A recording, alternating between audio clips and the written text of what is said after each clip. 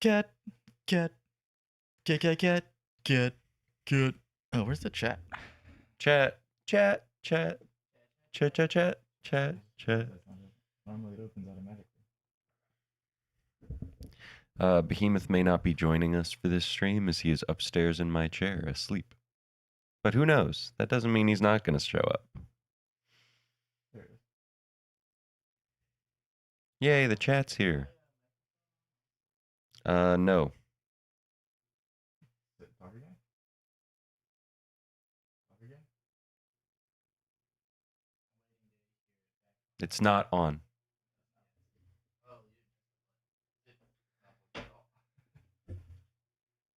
Yeah.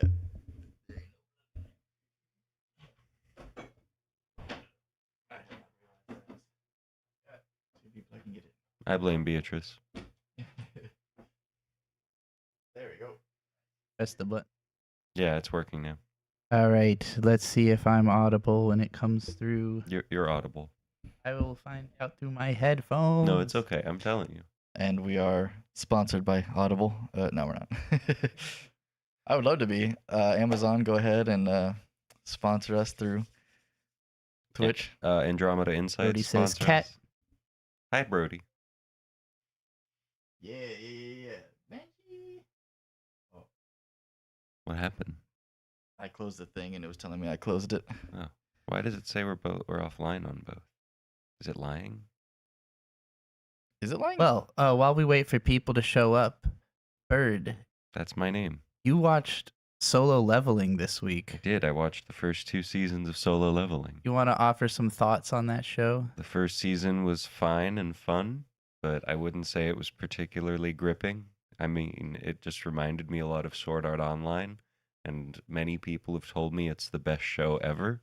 I don't think it's the best show ever, but after the second season, it's pretty cool. I'll probably read the manga of it. It's from the same studio as Sword Art Online and a guy who had been an episode director on the 3rd season of it. And it definitely, I didn't really watch it. I was just kind of like, scooping it over your shoulder because he started off dubbed for the first season and then watched the second The season. dub wasn't bad. I was The wondering dub why was actually pretty good. Yeah, I heard dub voice acting coming from upstairs and I was just like, that was actually us role playing. I actually did not mind the dub of that show at all. Yusuke, you're a Meshi. And it looks really good, but to me, like, the impression I got was, oh, this is what people thought Sword Art Online was going to be. Yeah. Like, when you watch the first 2 episodes, it feels like the same, but SAO then immediately goes into all these, like, bullshit side quests that suck, and then, like, the whole romance plot, and then it just kind of unceremoniously wraps up its story and then does a completely different thing for every other season. And, Yep. like, Solo Leveling is Isn't what it- people thought SAO was going to be. isn't SAO only SAO for the first 7 episodes? It's 14, but yeah. 14, yeah. It's they're in the what is it? Einkrad. Einkrad. Yeah. And then they do the Alfheim, Alfheim and then Gun Gale, and then there's Alicization. Alicization is the whole 3rd, which is like not even a video game. It's like They're not in a becomes- video game for that? and it's like Kirito's soul has been transferred into like another dimension or some shit. It gets What? really weird in the Alicization arc because they find the soul. Like they find out that the light traveling through your brain is the soul. Yeah, What Sword Art the Online gets hell? fucking weird. Solo Leveling is like what people thought it was gonna be. Like a badass guy keeps getting stronger and fighting monsters. He does do that. Yeah, I don't know. It was a really cool show. I don't think it. I think Jujutsu Kaisen still beats it. It's right there. Yeah, I mean, at the end of the day, when people think about, like, what if I got transferred into a video game? It's like they're probably thinking of a couple different things, like, that they would want out of a video game. But, like, it's either, well, it's usually, like, cool, fantastical world, and then level ups. Like, what if I could level up like I do in a video game where I get a little stronger every time? And I was the think other Solo thing. Leveling does that in a fun way. I could not tell if he was like going to a video game every time or if it was real life, and it is actually just real life. Yeah, it's like real life. There's a weird portals that are opening up at, like, Gates. yeah. Things fucking might spill out, so they're going in before they spill out. Yeah. Before the dungeon break happens. Yeah, Dungeon Break.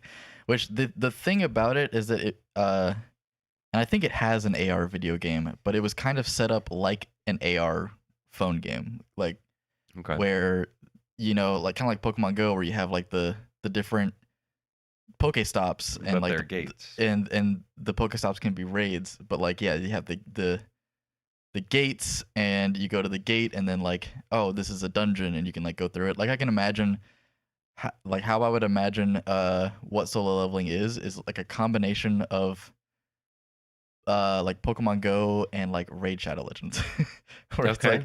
like Yeah. you walk around the real world, and then you're like, oh, there's a gate here, and then you click on the gate, and then it opens up like a fucking Raid Shadow Legends. yeah, Raid Shadow Legends like auto battler screen. I've never played Raid Shadow Legends. I haven't either, but I've played games that are like it, like just like some auto battlers.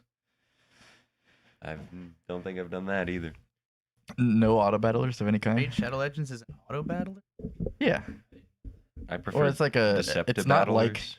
it's not like Super Auto Pets or like a auto chess or anything like that. But I've never played any of them either. There's a Toho one. Maybe I'd play that, but yeah, I don't know anything about the Toho one. But I played Teamfight Tactics for a little while. It was really fun. Do you know? I only know that that's one of the bigger games on Twitch. Really, is Yeah. it big again? I guess so. It was only big for like a time, and then it was just like gone. So, Teamfight Tactics is an auto chess game. Do you know what auto chess is? So you'll have like a sort of like a checkered board, like a chess board, and you'll have like characters that you can put on the board, and you sort of like strategically place them in a way that like once the battle starts, they will you're trying to like get the characters to automatically attack the ones that you want them to attack, and they'll use like all the abilities and stuff like that automatically. So you kind of just like plan out where your guys are going to be on the board, and then you hit like, or you guys don't really hit start, like it's counting down, but it's a competitive thing. So you have like 8 players, kind of done like a battle royale style, where it's like cycling between players who you're fighting until there's only you and one other person left, and then whoever wins wins. Kind of hard to envision. That. Yeah, kind of hard to envision on the way that I just explained it, but like I found it very fun. One of my first like saved Twitch clips is me winning my first Teamfight Tactics match, and I popped off. Huh. It's weird. Yeah, I was also thinking it's kind of weird. Well, you drinking the can? Yeah. Yeah. It's like it tasted pretty good, and then it had like a strange aftertaste. But we can save that for the beer section. So before we start WAMMBS, I'm thinking I'm gonna run a poll, and I'll close it at the end of the anime segment, which is to ask which anime we're watching next week out of 3 options. Because there's 3 good choices. 2 of them are manga you've already covered, and one is something I've never heard of but is popular. What are So, they? the 3 options will be Witch Hat Atelier, Akane Banashi, and Marriage Toxin. I'm gonna say veto on Marriage Toxin. That sounds weird. It looks like a show you would enjoy based on the trailer. So Yeah, I mean, I would definitely think that like Witch Hat Atelier is probably already getting coverage, and Akane Banashi is probably just about to get coverage. Akane Banashi is the least popular of these 3 anime by quite a bit. Witch Hat is the biggest anime of the season right now, according to my anime list.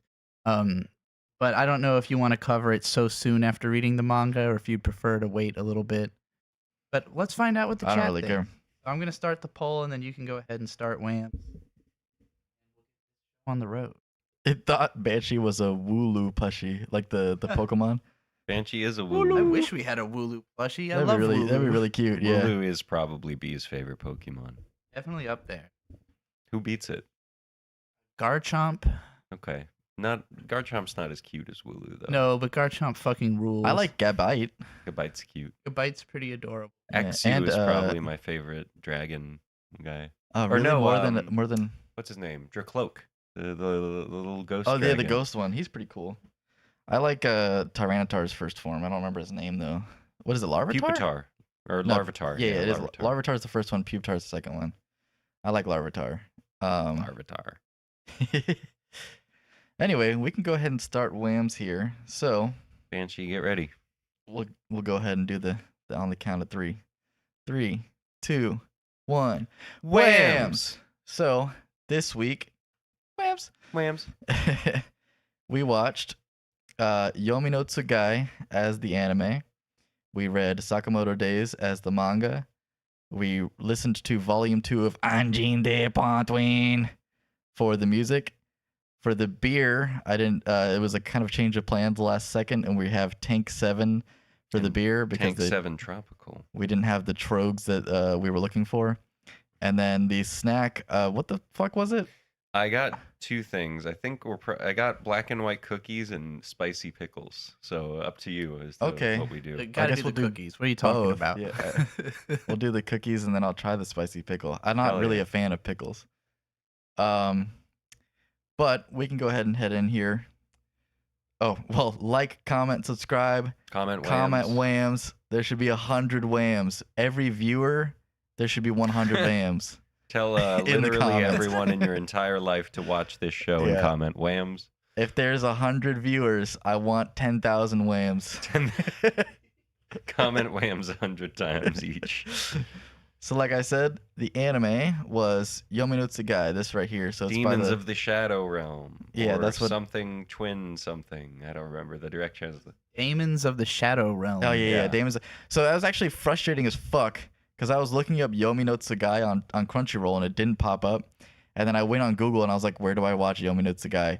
And it was like Crunchyroll. I was like, you're fucking lying. You're fucking lying to me right now. So then I was like, what the fuck? And then it was like, oh, well, it's Crunchyroll on Amazon. So I was like, all right, let me go look at Crunchyroll on Amazon. Why and would then it? That's Yeah, such yeah, a yeah. stupid. so then I went on there and then it was like, oh, well, you can like pay for Crunchyroll through Amazon. And I was like, I'm not going to do that because I already pay for fucking goddamn motherfucker. And I didn't want to do that. So I was like, what's going on here? It says it's on Crunchyroll. And then Soul was like, try the English title. Yeah. I was like, oh, I guess that makes sense. And then, yeah, I found it on Crunchyroll with the English title, which was, what was it? Demons Demons of the Shadow Realm. Shadow Realm. Or Pairs from Another Demons. World. EAEMONS. Demons of the Whatever. Shadow Realm. Demons. Yeah, they're not demons, they're daemons, which is a little different. Damon. Damon. Damon. Matt Damon. Well, anyway, so what? I just realized that my fucking template Oh, is where'd not the on the rubric screen, go? but the rubric is off the screen. I'll pull it up here. But what would you give it on a count of 1 to 10? Like an 8, maybe a 9. 8 or 9? That's pretty good. It was really pretty. It reminds me a lot of Full Metal Alchemist. The demons are cool. It's very gory right off the bat. Yeah, it's really hard to not compare it to Fullmetal Alchemist when the The main characters character just looks like look. Edward Elric. Yeah, they just look like the same characters. Where it's like someone pops up and you go, okay, that's Winry. Somebody pops up and you go, okay, that's Edward. Okay, that's Alphonse. I think Oh, the main that's, guy kind of looks like Riza Hawkeye, actually. Mm. Yeah, there's and then somebody pops up and it's like, oh, there's Hughes. So it's like, Oh yeah, he does kind of look like There's Hughes, doesn't Definitely a Hughes, there was and a Hughes guy. definitely a Roy Mustang, the Right. like bad guy. it was like, okay, this person has like a template of 13 faces and they just reused it from fucking Fullmetal Alchemist. Yeah, I would probably also give it like an 8. It was really exciting. I'm how I excited would to see where it describe goes it. for sure. Right. I'll mention real quick, this is Hiromu Arakawa's 5th manga to be adapted into Yeah, she anime. made Damn. Silver Spoon. That Silver was her most Spoon. famous Holy work. fuck. Brave Tales, and The Heroic Legend of Arslan, And which Fullmetal was Alchemist. actually a manga adaptation of a novel series that was not written by her. Yeah, of course, Fullmetal Alchemist, which got adapted twice. Yeah, I mean, as far as Full Metal Alchemist. like Metal Alchemist. success rate of a mangaka getting like an anime adaptation, that is a pretty insane rate. Hellsing that doesn't did happen. it. Soul Eater might do it. What's another one? What else has done it twice? I think it's just those 3 that I can. Well, There's not a lot of not them, just the done actually. it twice, but like getting that many of their mangas adapted. actually adapted. Sure. Yeah, like I think she's the second most successful female manga author after Rumiko Takahashi. is that the Sailor Moon? No, Ranma and Oh, Urusei Yatsura and Inuyasha. yeah. Which also Inuyasha's sequel is getting animated soon, isn't it? I think it's already out. Already we out. watched some of that a long, like 3 or Couple 4 years. years ago. Really? God damn. Yeah. It's been out that long. I'm fucking behind the loop. It's fine. Anyway, Yomi no Tsugai. So the first episode was like, Hey, someone's giving birth. That's what we open on. yeah. But it was like I watched it, and then I remember I came out immediately afterwards, and I what went, the fuck is even yeah, going on? Y'all were in the kitchen, and we were like emoting at max volume in the room watching the first episode because we were just like, what the fuck is happening right now? Gaba. Yeah, where it Gaba. was like, so we have this rural village that we're being introduced to, and we're just going through. It's like kind of like ancient Japan, and I don't know fucking anything about this. We all didn't know anything about this, right? And so I'm kind of just expecting like a standard, like, okay, kind of old timey fantasy type deal where people have like powers or something probably, and we're just kind of fucking following this kid while he's going through the village. His sister's And locked then- up behind bars for some reason. Yeah. He just like goes and talks to his sister, like, yo, and I'm like, all right, so she's probably got some kind of hidden magical ability, which is Oh, kind of true. Right, the opening scene.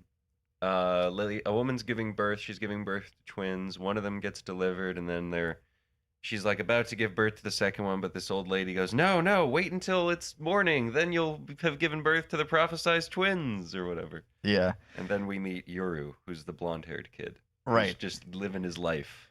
So yeah, we're watching motherfucker live his life, and then he looks up, and we're hearing like some kind of sound, and he looks up and he goes, "Oh, there's another dragon trail," and I'm like, "Okay," and then there's like jet trails in the sky. Chemtrails. Yeah, and I was like, "Okay, I like the idea of a jet dragon." So I'm imagining An airplane dragon. anyone that's played fucking Monster Hunter, there's a dragon, I don't remember what it's called, but it has jet wings, and it like fucking soars through the sky at supersonic speeds.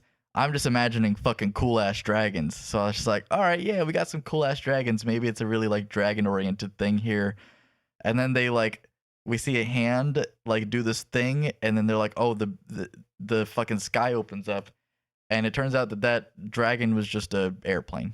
Yeah. And I was just like, what? Okay, what's going on Wait, here now? I thought we were living in the past. Yeah, here. yeah. So I was like, okay, so we're going this kind of direction where it's like a weird mixing of time. I think what B said was, wait, is this about to be Gate? Yeah. It kind of is like a reversal on Gate, and my most famous video ever is me shitting on the first episode of Gate for being just bad. What everyone likes about that show is that they always say, oh, a modern military would fuck up like a medieval setting. And it's like, yeah, but the medieval setting has magic. So like you can decide how strong the magic is. And this show rightly decides, of course the magic would be stronger than the military. Yeah. That's how you make an interesting show and not jingoistic propaganda. Yeah. So then, yeah. So what ends up happening, right, is that after we see the airplane, then we see some helicopters, and suddenly the village is being invaded by like Marines. The modern soldiers. Yeah. And so Oh, and turns also into this Little fucking Red Riding Hood. Yeah. And it turns into this fucking scene where we see like a bunch of people just getting fucking offed by Marines, and then like guns are pulling out, and it's like, okay, now it's getting kind of fucking real. And then this Little Red Riding Hood pops up, and she starts doing the fucking cone from Chainsaw Man. But she's saying gobble. She's saying gobble, and she keeps looking at people, and it's just like ripping them in half. And I was like, oh shit, this is like brutal. I wasn't expecting this to be Suddenly brutal at all. very violent. I was yeah. like, this is really, really violent. Yeah. It's very, very gory. So at that point, I was just going, what the fuck is going on? And the first episode doesn't get to a point where it explains at all what's going on. You're just kind of watching and going, oh my god, like, okay, yeah, people are getting fucking killed left and right. The village is fucked. Everyone's dying. And then the main character's like running away or something by the end of the episode. And I was just Lego City is being attacked by Little Red Riding Hood. It ends with the guy. So you kind of skipped over at the start of the episode and I want to say the way they portray this mountain village, super realistic. Like I loved how much detail they put into making it look like everyday life in a mountain town. But yeah, there's this guy Dara who is supposedly a traveling merchant. He comes into town. Basically. He is the Maze Hughes. He like sells these guys stuff from out of town, but nothing that is modern. Yeah, nothing modern, which we will learn why that's relevant soon. But this guy clearly knows what's going on. Like when all the violence starts, he's like, "Oh, they sent soldiers. Oh, this is this is what's happening." And then he brings the main character aside and tells him, "You need to put this amulet in this spot and wake up the stones at the entrance of town." Yeah, that's what was happening at the end of this episode. He puts well, no, first the little slot is dirty, so he cleans it, and the helicopter guys aren't shooting him because they need him. They're also there for Asa, technically, sort of. He cleans out the slot, he puts the thing in the slot, and then the Maze Hughes character just fucking slams Yoru's face into the ground. The whole confrontation with Asa happens in the first episode, doesn't it? No. The first episode has her confront the grandma. So yeah, and then Yuru shows up like while that's happening. So yes, so Yuru. Another thing you only lightly touched on is that while they're showing off the village, he meets with his sister who's in like a dungeon. And it was kind of an interesting twist because they almost make it seem like his best friend guy is the twin. Like I thought that at first. I thought that too. So it's like he's hanging out with his friend, and it seems like, oh, Yuru's the cool one, and his twin is just like this fuckboy. But it turns out that's not the twin at all. It's the sister who's in this dungeon. But then, as all the violence is breaking out, Yuru's first instinct is go find my sister. And when he gets to the dungeon, his sister has just been murdered by well, no, she doesn't disappear till the very end of the episode, but when he's not there. But she's just been murdered. She's like on the ground dead, and there's an identical woman who did that to her, and she's like, "I'm your real sister," and he's like, "You're fucking lying." I don't think that happens until the second episode. Nope, it happens in the first one because she blasts him out of the building, and then he ends up with the Hughes guy who then takes him to the statues, and then Asa says to the old woman, the grandma, she's like, "You fucking did all this, and I'll be back for you." Yeah.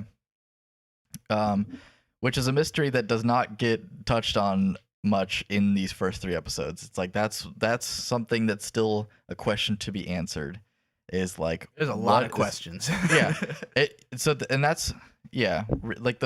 My overall feelings on these first 3 episodes is it's opening up so many questions, which is nice because it keeps you interested, right? It's just like Full Metal Alchemist. It's like, all right, so what is going on? What is the goal? What is happening? Who is doing what? How many organizations are there? Good guys. Yeah, that's the hardest part. Well, so you had mentioned the Roy Mustang guy is like the bad guy. He didn't. I mean, he's scary. I don't think he's a bad guy. He seemingly is the one who sent the troops in who killed all those people. Little Red Riding Hood murdered a bunch of people who all seem innecent. So like it's hard to see them as innocent. Right. Well, we don't know how many people in the village seemed innocent. Don't even finish. Fuhrer Bradley. You know what?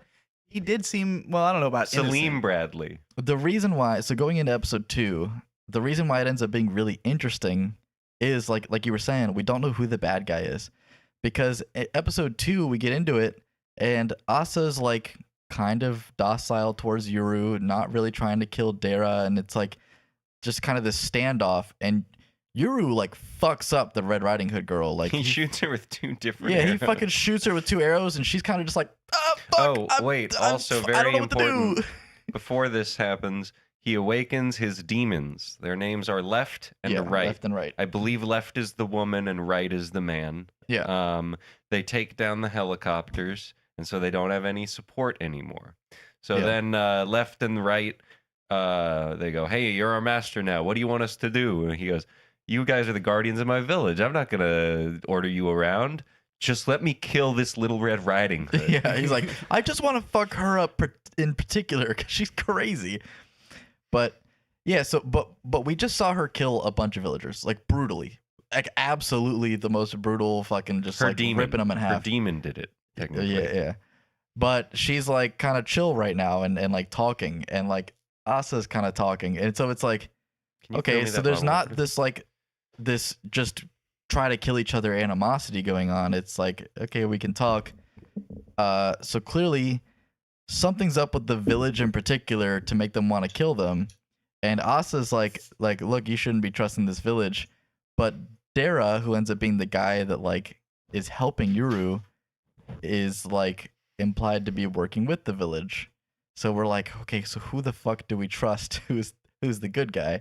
Which by the time like we go through episode 2 and episode 3, the main character is also acknowledging that, where he's just like, what is actually going on? Let me think about this for a second. Like, Well, and he's fucked up because he thought that this person was his sister the whole time, who Yeah. was seemingly like a demon or something, some kind of. She was a projection from Granny, I'm pretty sure. Yeah, she's Yeah. some kind of illusionary like, sister. so, like at some point, the fake sister, like, is like dead on the floor, and all of her blood is on the ground, and the blood congeals and turns into a tentacle and like grabs what we assume is the real Asa. And It's it's probably like, Granny's demon. yeah, and That's it's what I'm like, thinking. okay, what the fuck is this thing? And then later on, I think it's in episode 2, all of the blood like comes back into the body of the fake Asa, and then like it gets up and it's like, I am evil, you know? Yeah, so basically, the real Asa says to Yuru, I'm your real sister. Yeah. This was all fake. He doesn't believe her, but at the same time, he can't bring himself to like execute her because it might be true. And the demons straight up tell him, It is she true. smells Yeah. just like you. That- like, we they're can't like, confirm "That's or your sister, I deny, think." but we're pretty sure that's her. Yeah. And also, they say in episode 3 that like they saw his parents leave the village with With his the girl. sister. Yeah. So I will say pretty left likely, and right are probably my favorite characters. they're so really far. fun. The way they keep so whenever the Dara's his name, I was about to call him Maze Hughes again. Dara, and they have like a pink-haired girl who helps them out as well. But Yuru left and right keep asking questions about modern technology. Specifically, the one I'm thinking about is cars. And Dara keeps explaining it to the demons and Yuru. Oh, there's just a bunch of little horses in this car. And they do that a couple times, and every time it got me. They're just like not trying to actually explain it because they're like, whatever, they're not gonna really Well, get at it. so first they keep Dara does. making Like up he an tries to excuse. explain what the car actually is, and then the pink hair girl's just like, "There's a bunch of horses in this thing," Yeah. and they're like, "Oh, that makes sense." And so every other time he explains a modern concept, that's how he, He calls does it. cell phones smoke signals. At one point, left like they're out at dinner yeah. or something, and left and right are on top of the car, going like, "How do they fit all the horses in here?" It's kind of the standard like thing that Fish you do out of water. in the fish out of water storyline. So to be you know. clear, the mountain village had been under an illusion. They all believed that they were like isolated from the rest of the world. They did not know that it's just in modern Japan, and neither do we until like at first you think, oh, this is like an isekai, and the like gate, the army has come to fuck up this village. But actually, it's just like a private military that was hired by this rich family that wanted to invade the village. And Asa could do that because she has like a barrier eating technique, which we learned about in Right. episode 3. Yeah, the break. But yeah, so in episode 2, they just leave the village and go into modern society, and that's why we get all the fish out of water stuff. Yeah, which Speaking of My- fish out of water, the third episode opens with a guy who's stalking a girl, and maybe it doesn't open with it. no, but it was like deep into the episode. okay. We see this this girl. She's walking down a spooky, scary hallway. She almost closes the elevator, and then a guy almost kills her. But oops, the girl's actually the luminous part of an anglerfish, and he gets eaten. And then we Yeah, cut which to a was guy pretty going, sick. "Hey, your stalker's taken care of. I convinced him to leave you alone.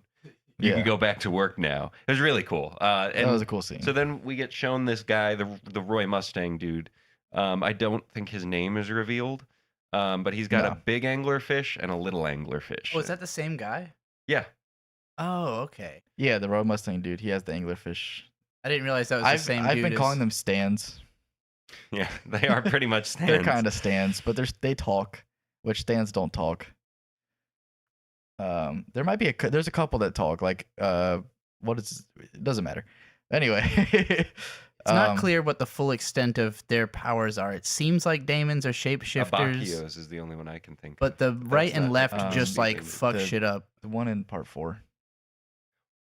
He says Echoes? S-H-I-T. Yeah, echoes. Okay. The bullets can talk. Oh, yeah, the Sex bullets. Pistols. Sex Pistols does talk. Anyway, yeah, my feelings on kind of episode 2 and 3 was that I almost felt like it could have been one episode. Like They could have done what Sentence to Be a Hero did in just 1 hour. Yeah, just like maybe not 1 hour, but just the like what it was covered in episode 2 and 3 could have probably been done. I don't know. That's just my feelings on episode 3. Really, like episode 2 was fine, and then episode 3, I was like, not There was a lot of happened. exposition. Yeah, it was just like, okay, we're just going on a little trip in a car and just kind of unraveling a little bit of what happened, but not enough to fully explain what was going on. Just enough to be like, okay, this is Damon's. This is kind of where we're going, and the main character being like, all right, and this is how I'm processing everything. But we had a whole episode for that, and I was like, I don't know how I feel about the entire episode being used on that, but I remember coming out of it going, I really, really want to see more of Asa's side. Yeah. Like I wish episode 3 was 12 minutes of Asa. I very much suspect that the guy in charge of the military that was sent after the village is just like their dad. Yeah, I thought the same thing. Because they called him, what is it, Big Man or Big or man. or what did they call him? Like the old man or something like that. That would make sense. Yeah. Every Day from Space said the best stand talks. I don't know who you mean. Mayday from. Oh, I can't. Sorry, Mayday from it's at a Space. weird diagonal, and I'm partially blind. Mayday from Oh, Space. the best stand talks. Okay, so who is the best Yeah. stand? I mean, Sex Sex Pistols Pistols is is fun. Jinx. So, yeah, with Foo Yomi got- Fighters technically is kind of a stand, and they some, talk. some stuff you skipped over. So on the way out of the village, we get some explanations of how the hiding of the village works. Basically, If you go around a rock 3 times and you go through an arch a certain way and you take a right at a tree and you then shove something up your ass. He's gonna end up you in the could get village. into the village. And like we see a pair of hikers going up the mountain, like regular hikers who are on this mountain, and they're like all kinds of weird stuff starts happening. They're just like, we should get out of here. But like, so Asa and Little Red Riding Hood, who's all wounded, get like I escorted think her out name by is Gabby Gabby. Yeah. because she Gabby. goes Okay. gobble, but I think So I'm pretty sure it's Gabby. Asa and Gabby, like, they got injured. I don't feel, think I Asa's feel like we've injured. described this in such a scattershot way. It's a We lot did. going I on. wasn't trying to go through each episode like and what happened. I was just like, Well, there's just a few Let's talk things about that you some didn't shit. comment on at all, so I'm curious for your thoughts on it. Like, for instance, when they're leaving the mountain in the car, Yuru and his little squad see Squad. like a Pegasus, like a the flying literal horse. god? the fucking god. Yeah, a literal god shows up Yeah. and just is like, "Hey, what's going on?" Hey, And left like- and right. I haven't seen you guys for 400 years. And left and right are just like, oh, we're good. How are you? Yeah. And the people in the car are all freaking out. The pink-haired girl goes, that's a literal god. That is just God. Like that's God. That is God. I can die happy now. I'm assuming it was like a moon goddess type deal where it's like that's the moon. Like the moon just came and talked to you type Okay, deal. so let me ask: Are both of your favorite characters left and right so far? I like left. Yeah. Yeah. The fact that Left is like a muscle mommy is pretty amazing. Like, It's really fun. I saw her, and the first thought There's- I had was the Versus Wolves need to see this show. They need Yeah, to know about so this character. If we had a Left- little more development on Anglerfish Man, I think he might be my favorite. He's cool for sure. He seems cool off the couple seconds we Anglerfish got as of a him. stand concept is pretty cool. Yeah, but Left, we get a couple moments of so the temperament of Left and Right. So Right is just like the typical hot-headed muscle guy. He just likes cool shit. Yeah. He's a Reminds cool me guy. a lot of Iskander and Fate Yeah. Zero. Yeah. Yes, he's and basically Left that. is also a muscle head. but she's she's all like- about hunting. She's like Deadpan. kind of level-headed. However, she's not like chill necessarily. No. Like she's just logical, but then she's like, I'm gonna fuck some shit up. Like she's like, I'm ready to fuck some shit up. I want it to make some fucking sense. They're both ready to go. Yeah. Like any moment. They're Right's ready to go, and go. he's just gonna go. Left is ready to go, but she's gonna wait a sec to see and how so Right it's like, fucks yeah, up. yeah. So they're both just ready to fucking go, and the scene where fucking Gabby is like using the gobble stand thing to like close a doorway, and Left is just like Left ripping pries the it fucking open. mouth open. She's just like, you think you can fucking hide from me, motherfucker? And gets the fucking mouth open, and then like jumps through. And then Yuru shoots her with the fucking arrow right through the mouth. So like the whole first half of episode 3 takes place in or around a gas station. Yeah. And it's like they bring It's food like a out to strip mall. Yuru, and there's this really detailed animation of the pink hair girl opening a rice Yeah, ball. yeah, okay, yeah. So you notice that too. she opens the rice like it's like just a fucking regular ass rice ball, and she opens it up, and she like she peels all the way around it, takes the plastic so off, the seaweed doesn't and then like get, seals soft. the seaweed around the rice, and then hands it to him. And I'm like, why did that have to be so detailed? So that you had the same reaction Yuru did. Yeah, I guess so. And then they go into the pink-haired girl and what's his name go into the gas station, and Sorry, hang on. Krona, Gigadong 99. Bird and Bee, when y'all were at my house last year, one of you bought an onion and left it in my kitchen, and Josh just found it sprouted on the floor somewhere. I will say, I probably didn't leave it on the floor. throw it in the yard and see if it throw grows. it in the yard. Yeah, See throw what it in happens. the yard. Grow some onions. So what the Hughes guy and pink hair girl go into the convenience store, and Yeah. he's like, "Oh, we should pretend to be married," and she flips shit. That is on not him. what he says. He says we have to get married. Well, sure, but he's saying it's just He supposed doesn't- to be an act. It's a story Yeah, they can it's supposed to be an act, but he means we're going to legally bindingly get married and use that in order to get It's houses just easier. a bit, I swear. Yeah. Well, what's And so she Going freaks up the to fuck women out. in He's bars, like, I'm not gonna going, fucking hey, marry you want to you. get married? I mean, it's just, it's for protection.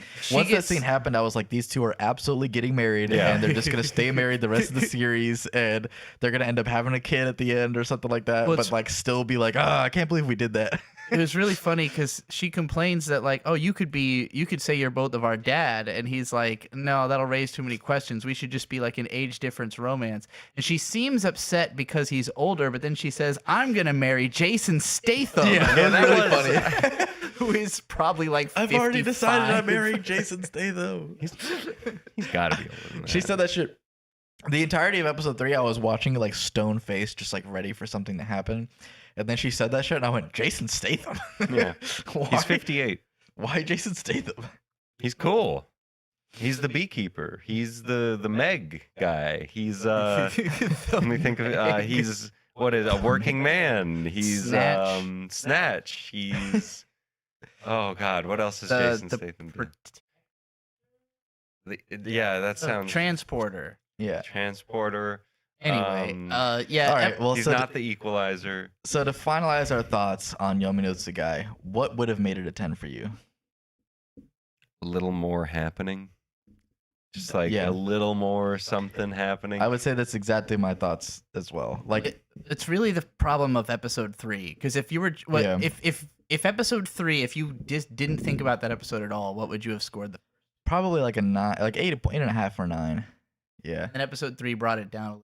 I Yeah. think in the I long think 3 term, brought it up for me because like they introduced explained a little more. wider characters and explained a little bit more of what's going on. Yeah, again, I think it was just like if they had condensed episode 2 and 3 together with the amount of information that they covered, Yeah. then into episode 2, and then episode 3 was just more. then that would have been episode 3 did better. Just give me a remind little bit more. It reminded me a little bit of Jujutsu Kaisen season 3, where their episode 3 was explanation just episode? exposition, but this was a lot more watchable Yeah. and comprehensible than that. The culling was. games are. But I hope it was for similar reasons, which is that the rest of the show will just look fucking insane. Well, I mean, when we started seeing in the first episode the gobble thing, that was really well animated. The whole thing's Yeah. gorgeous. This Yeah. show is absolutely great Yeah, to look well at. done. Solid soundtrack, from what I remember. And I think the characters have a ton of promise. Like, they show a lot of personality, even Oh, when they yeah. only appear a Characters little are bit. great so far, and that's why if it was what it is and the characters were shit, it'd be like a 6. I totally agree with what you said when you said I wish episode 3 had Asa at all in it. That would have Yeah. improved things a lot. that would have improved it a Half lot. Yuru, half Just- Asa would make sense for the format of the show. Yeah, Yeah. It'd just a little probably more just happen. give too much away right off the bat. Yeah, I Yeah, think they I were don't know. mostly focused on acclimating the mountain people to everyday society, which, while Wait, fine, the mountain? while fine and fun, was just like, we don't need this. Like, fish out of water is such a kind of trite like Yeah, it's, storytelling gimmick that it is nowhere near as interesting as what they were doing in those first 2 Yeah, episodes, no. which was all very fish- new feeling. I hate fish out of water. Like, I don't think it's that funny. Like, Come on, look at him flopping around like that. You're gonna tell me Like- that's not funny? Like every single after watching Thor 1, I was just like, I'm kind of tired of this trope, you know. And it was kind of funnier in Thor. Another. He smashed that yeah, beer. another. You know, it's like after we had that scene, the another, it's like we don't need it anywhere. Meow, Let me meow. do this again. We don't need it any other way. But yeah, so that pretty much concludes Yomi Tsugai. What right. is next week's anime? So we ran a poll. There were 9 votes. 1 vote for Marriage Toxin.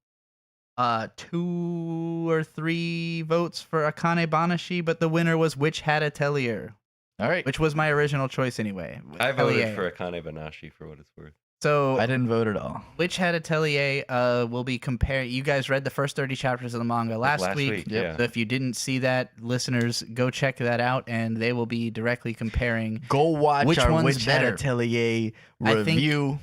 I on honestly YouTube. think I was like, why didn't this get as many views as I expected it to? And then I realized nobody wants to be spoiled. All the anime Yeah. onlys are not going to watch a review of 30 chapters of the manga. Okay.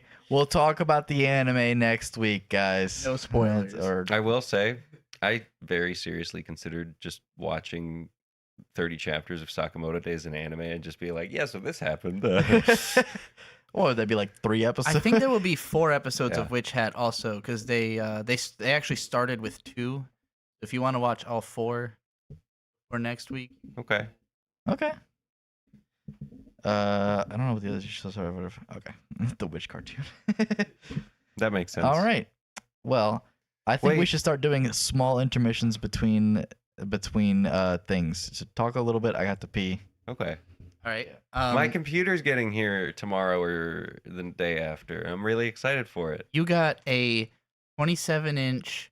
Oh yeah, I did. uh, So all of my peripherals are here. What's that kind of OLED? It's like a QD OLED. QD it's OLED. an AOC monitor. It's the best budget OLED from what I could tell. It's also the OLED with the least amount of negative reviews. budget by computer terms. Well, not so by, it was normal like human. 370 compared to every other QD OLED monitor with 240 hertz and 0.03 millisecond refresh rate being like 650 plus. I got a Kizant mechanical keyboard. I think it's a 75%. which makes an amazing Oh, sound. it's great. And that It's- thing was actually cheap. It was $45. It was a That's great the deal. best $45 keyboard I've ever seen in Yeah. my life. I love it. I think it might have been on sale, but it's so nice. I love the way it sounds. The RGB profiles on it are great. I believe they're called Edifier MR3 speakers. Those were $100, and those are also incredible for what I paid for. Oh yeah, them. the studio monitors, or speakers, Yeah. as normies call them. Look at me. No, those things sound fucking awesome. Yeah. Maybe eventually I'll just offload them to you and get like better ones because Edifier makes higher levels of those. Are you an audiophile like that? I might be now.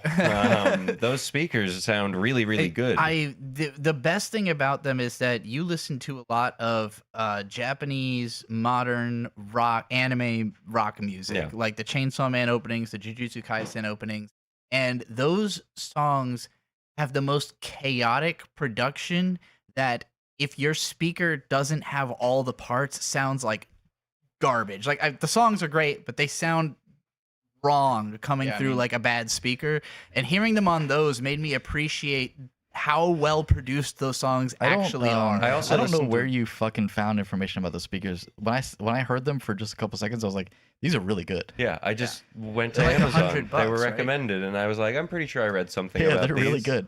Like the Um, only thing I would add to them is like a small sub, you know. Yeah, I mean, But I'd add a they're small really You good. can sub turn to up pretty the much bass anything. though. You don't even have the bass all the way up. Yeah, dude. that is true. They have little tuners on the back. Yeah, but I like sub bass. They have like Um, they have like mini. They do. Yes. Yeah, but I would like more You want a some big more sub fucking bass. heavy sub Yeah. bass. If he turned the bass all the way up, you'd hear it everywhere in the house. I don't know if I agree with And that. then the mouse was just like it was like $28, probably also on sale. It's a Logitech Lightspeed something or other, but it's great. I'm really happy with it. And then I got I think it's SteelSeries QQK or CCQ or something like that. And it's just a big ass desk pad. You can tell that he's really excited for this computer Yeah, the setup. pad's like the size. Very It's much. been the last what he 3 needs now WAMMBS. is a bigger desk because the That is monitor true. is the desk is monitor's only huge. like maybe 2 feet wide, you know, so Well- the monitor's like right up in your face. I think if don't I know. ever get a second monitor, that is probably when I will get a bigger desk. Because as of now, it's not a huge problem. Do you want a Um, second monitor? I love second monitors. Probably, yeah. And that was actually so like the one I got doesn't mean- tilt, but ultimately I can just get a monitor arm and figure that out. It wouldn't be that big of a deal. Yeah. And I do think monitor arms are the way to go. I just wanted to make sure I liked the monitor first. Yeah, I don't know. The biggest complaint is the what the review said were the worst thing about it. All right, The we're starting stand's to kinda lose viewers. wobbly. Bring in the manga. Let's Oh go. shit! All right. On the count of 3, 3, 2, 1. WAMMBS. So this week for the manga, we read 30 chapters of Sakamoto Nights. Days. Oh, oops. The opposite of that. Sakamoto Days. And what's your feeling on this first before, because my feeling is complicated because I'm caught up. Oh, damn. I've seen probably half of what we read as anime, and my feeling on the anime is pretty much the same as I felt reading the first 30 chapters of this, which is it's cool, it looks cool. The story is just like, oh, Sakamoto kicks ass, and he keeps kicking ass, and he's gonna kick ass. He's got some rules for his family. It's not particularly gripping. 6.5, 7. I think it could get better as I start to learn more about the world, but it's not my favorite thing I've ever heard. The way he constantly loses weight is pretty hilarious. It's funny. Yeah. But I don't. Wait, does he gain the weight back? Or Yes, is- in like a day. Amazing. It's like it's just a gag where he's like fat, but then when he gets serious, he burns turns so many back into calories. like not fat. That's pretty great. Yeah. I haven't read this It's at all. It's by the way. funny. It's got its quirks. I like it. I don't know that I would catch all the way up on it because the power system established is not explained very well. There's no power system. Well, there must be because Sakamoto's a regular human and he's stronger than iron. No. Okay, then yeah, I don't know. It's just Raw people rule are of cool. strong. It's just rule of cool. So I give it like an 8, but that's because I'm caught up. And but if I had to rank these first 30 chapters, I would say it's a 6. And Yeah. I did not remember the quality of these first 30 chapters until I reread them. They're not bad. They're just repetitive.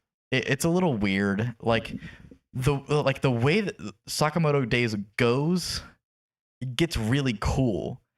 And these first 30 chapters, first of all, the art is really bad. Yeah. I didn't remember the art being that bad because it's not bad later. Like the characters' faces are like the proportions are way off, and like there's just so many shots that are like, what the fuck is going on here? It's like crudely drawn. I had that thought a lot as well. Yeah. Like in Jujutsu Kaisen, and this isn't saying that it's drawn poorly, but it is just towards the end of Jujutsu Kaisen and Chainsaw Man, you kind of just go, wait, what am I looking at? Yeah. And there was a lot of this or that in this, Yeah. and it was confusing for the first 30 chapters of a manga. Right. So and what's weird about that for me is that my highest praise of Sakamoto Days is that it's the opposite. But in these first 30 chapters, it's not really. And I'm like, man, I guess I just really forgot because I started reading Sakamoto Days 3 years ago or so, and I've been like keeping up with it. And I just fucking blitzed through it. And so like I kind of forgot what these first 30 chapters were like, and I was like, man, this art is not that good. But it gets really good. And the choreography has always been the thing that I point out as like the strong suit of Sakamoto Days. It did look a lot better in the anime, for sure. Yeah. Like at some point there's, it's like every single action you can tell where it starts, where it goes, and where it ends, which is not something I can say about a lot of shonen manga. And the first 30 chapters don't really exemplify that much. And so that's why I'm saying like the first 30 chapters seem to be not nearly as good as what I feel about Sakamoto Days because I've read the rest of it and it's like Is it now? Or it's like 270 or something like It's that. still running, right? Yeah. Okay. It's still going. We're nearing an end, I think. But And so he's still got a contract on his head. That's still a thing. no, so the in these first 30 chapters, right? So like, so the way that Sakamoto this has starts left out, the world of assassination. He was the best assassin there literally ever was. And one day he met a girl working at a convenience store. yeah, He fell in love. He got fat. And now he runs that convenience store with his wife. And he has a daughter named Hannah, I want to say. And I believe his wife is named No. Aoi. well, it's Hana. Oh, whatever. It's a different name. It's Japanese. Yes. We cut to this blonde kid. Which Big it man. explains why they called her Hana, which is because when Sakamoto first laid eyes on his cute baby daughter, he said it felt like a flower Blooming. bloomed, He did say that. Yeah. and so they named it Hana. It. Them. Anyway, we open on Shin, who's a blonde kid who is a clairvoyant / assassin. Goes into Sakamoto's shop, is like, "Hey, we used to work together," or something, or "I've always looked up to you." I think it's both. Yes, it is both. They don't actually cover how they work together for a long time, and it almost feels like a retcon, Okay. to be honest. Shin goes in, meets Sakamoto, sees he's just living a pretty happy, normal life, is a good guy, goes back to his boss. The boss goes, "You didn't kill him? Why didn't you kill him?" And Shin goes, I don't want to kill him. And the boss goes, "You got to kill him." So Shin goes back in, tries to kill Sakamoto. Sakamoto stops a bullet with I think it's a gumball. Or no, it was a cough drop. He It was shoots a drop. cough drop out of his mouth and deflects a bullet. That was cool. Then he hires Shin, basically. Hold on, real quick.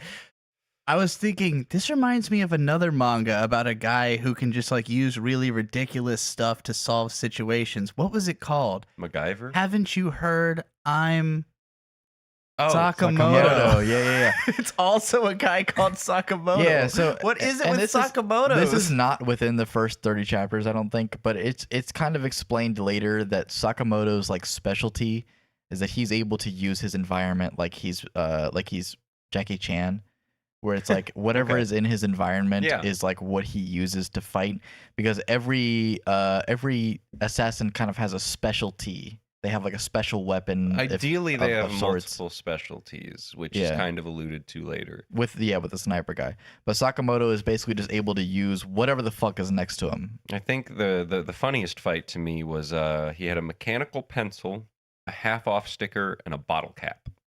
And he flicked the mechanical pencil lead into the guy's eye, covered the guy's other eye with the half-off sticker, and then I think knocked him out with the bottle cap or something. I don't know. Yeah. Which the fact that you can tell, and see, that's what I mean with the choreography, is that the fact that you can tell what he did. Well, they also With what objects? explained it. Yeah, It's a but manga. the fact that it's like, you can see that he's like, all right, this is what I'm working with here, and then he fucking does it, and he's like, there's a moment when they're later on when they're like on a motorcycle chase, and he like Sakamoto and Shin are on a motorcycle and they're trying to save somebody, right? And they're on a motorcycle, and all the bad guys are also on motorcycles, and they're taking them out in different ways. Shin throws like a piece of wood into the wheel of one of the motorcycles, and it takes him out, which probably killed him, which is against the family rules. But anyway, Sakamoto, like one of the guys comes up and is just like, "I'm gonna smack you with a fucking sword." Sakamoto just like kicks their motorcycle, like he's just, and he fucking flies off. There's one point where he breaks his sword with tongs, and I thought that was Yeah, really yeah. funny. He grabs him with the fucking tongs and just breaks it. So it's like literally Sakamoto is just like whatever situation, he's ready with whatever the fuck he just has in front of him. He's just like, do this, He also, so part of the reason him and Shin are such a good team is Sakamoto barely talks. Yeah. Most of the dialogue we see from him is Shin reading his mind to know what he's saying. Yep. Most of the time when Shin's reading his mind, it's him killing someone. Yeah. Because he constantly thinks about killing people. Which kind of threw me off at first, both in the manga and in the show. Because they're both they show full panels of him killing the person. And I go, wait, did he just kill that guy? And he goes, oh, nope, psych, you were just thinking about it. I just was thinking about it because Shin was reading his thoughts. So I guess we should explain. So Sakamoto decided to get married Because he fell in love. And he retired and he became fat.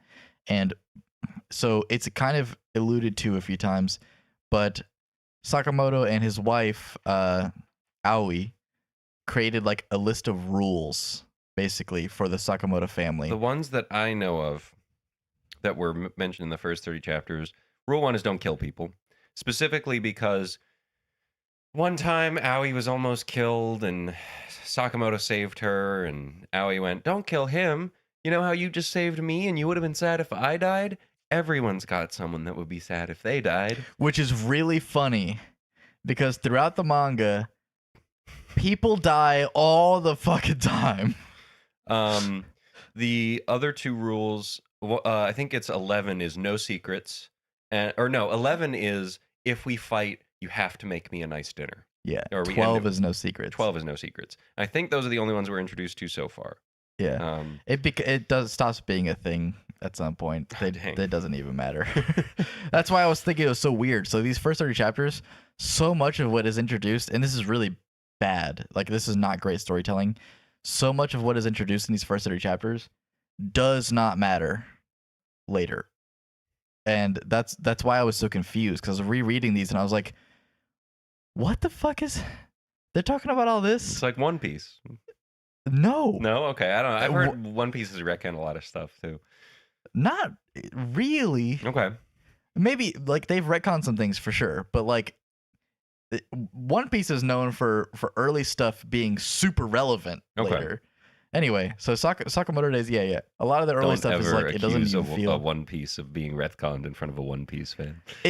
There's some retcons for sure. That's on the That's One what I'm Piece saying. fan. But they will take early. It doesn't matter. We're talking about Sakamoto Days. This was about to become an hour and a half long. Yeah, you're talking about One Piece. We need to just fucking talk about One Piece. There needs to be an entire One Piece WAMMBS. Oh my god. So No. No. Wait. But yeah, so they're talking about the family rules and all that. So Sakamoto has agreed to not killing, and that becomes one of the reasons why he's able to like every situation. He's kind of thinking about how can I resolve this situation and not just fucking kill this person, because he's really good at killing, but he's not allowed to kill. He can't kill, so he never kills throughout the manga. But what Bird was saying was basically just that like it's confusing because there's a bunch of scenes where Sakamoto clearly kills somebody, and then it just gets revealed that it was like a thought that he was having and Shin was reading it. Because Shin is a clairvoyant, which they do kind of explain at the end of these 30 chapters. Very briefly, yes. So the first 10 chapters are basically people coming after Sakamoto and him recruiting them in a way. The first one being Shin. The second one is a more roundabout way of it. They go to Chinatown for pork buns, and they come across a girl who is very good at not Shaolin. What's it? The Drunken Fist. No, it's specifically the Tai Chi. That's yeah, Tai Chi. She's really good at Tai Chi, and she's being chased by mobsters. They take out the mobsters. Mobster who was taken out goes back to his boss. By taken out, I do mean just like knocked out, put out of commission, because that's how the show works or manga works. The guy who was knocked out goes back to his boss. Goes, I'm so sorry I couldn't get him. She was saved by these two guys, and then he's immediately beheaded. Then they send twin assassins whose names I don't remember, but one of them's kind of a brute force guy. And it's only like 3 chapters. It's not. It's not enough. The other guy is more assassiny, like traditional assassin. They're serial killers. They kill people for fun and money, technically, but most of it is implied. They get fun out of it. They take the beheaded heads home, and they behead people, and then they take the head home, and then they draw the head because they're serial killers and they're crazy. Sakamoto fights them. wins, obviously, but this is I think Very this is easily. the first time we see him get like Yeah, thin. where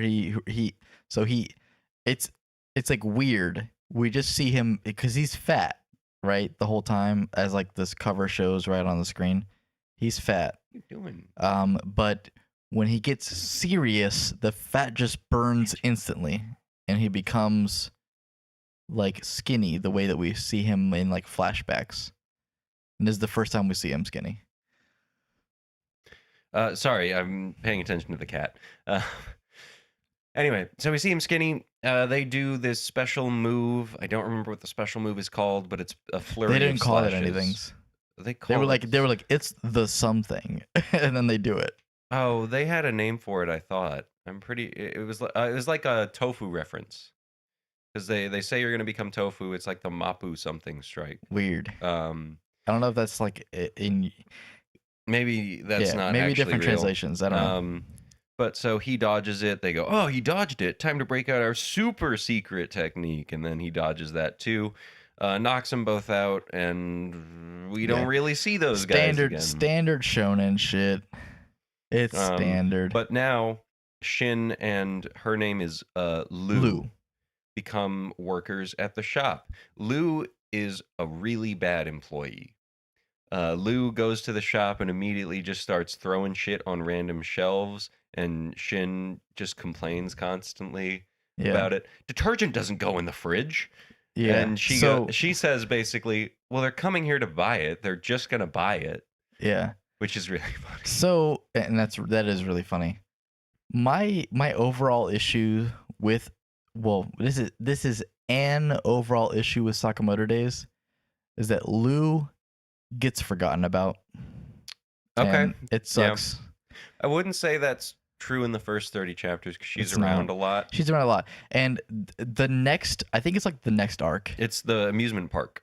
So after, well, no, so after the first 30 chapters, like the next arc is all about Lu and like her brother or something like that. And then after that arc, Lu just becomes like completely inconsequential.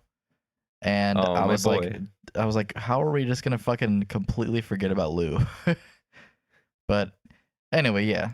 So Lu gets introduced. After that, they go, oh, there's a lot of assassins after us. We gotta lay low.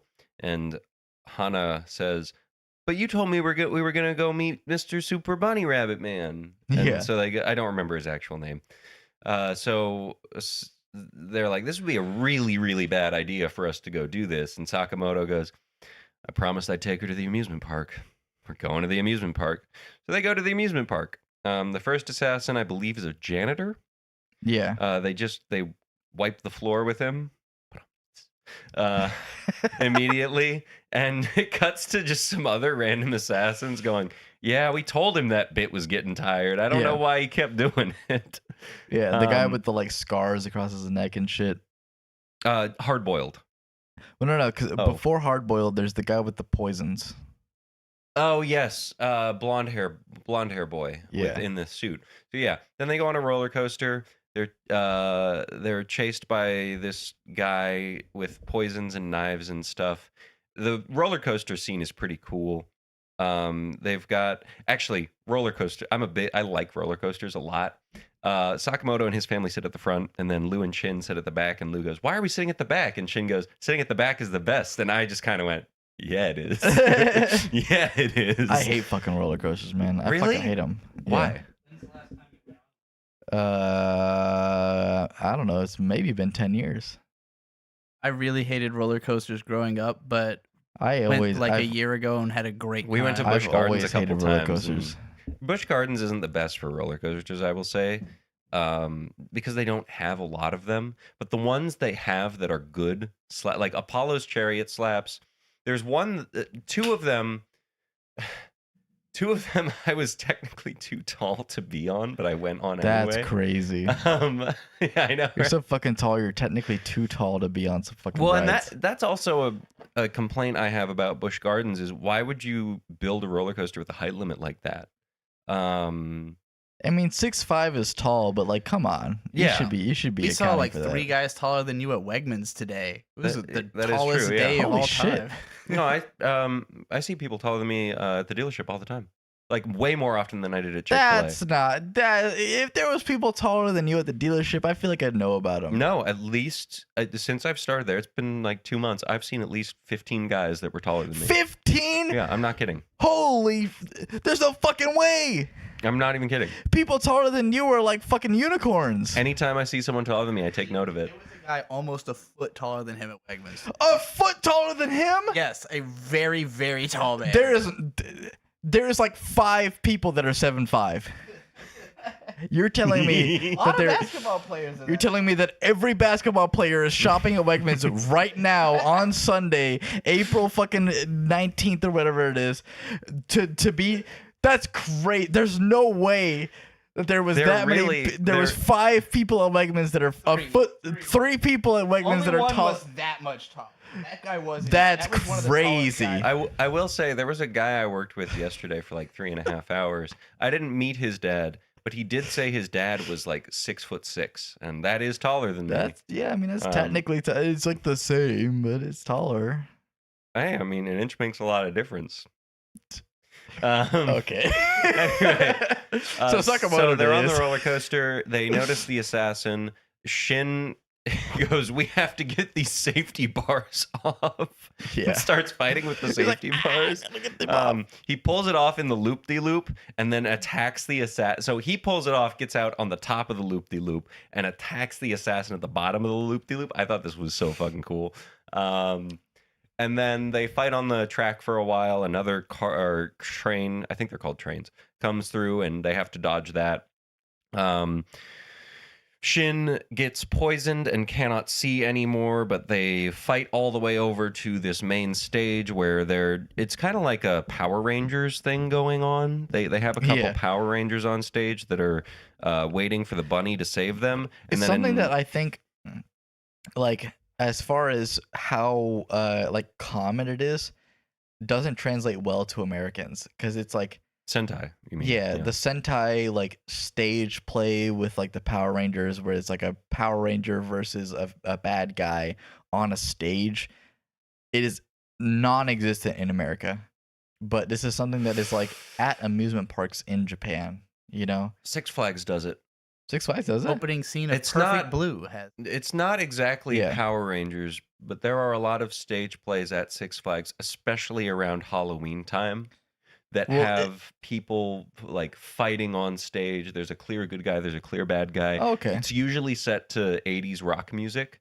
The one I was Yeah. specifically thinking of was Shot Through the Heart, and like the Shot through the and heart, it was awesome. It was one of my but favorite you're things. too late. Six Flags Magic Mountain is one of my You favorite places gave on love earth. a bad name. I would love to check out some other Six Flags and see if they're as cool as Magic I don't think Mountain I've ever was. been to a Six Flags. They're, you don't like roller coasters, so it makes sense. But Yeah. they're like the roller coaster park. They're the roller coaster of roller coasters. I've heard King's Dominion is really good, and they are owned by Six Flags. And that's probably the next one we'll go to. Yeah, somehow the Sakamoto Days segment has turned into like 60% roller coaster talk. Sorry, it piqued one of my interests. So then they're doing the fight on stage. Shin is in the rabbit costume, and he's perfectly parrying this assassin's technique. And the assassin goes, "Wait, he's supposed to be blind. How's he doing this?" And it cuts him. It shows he's like has his eyes closed.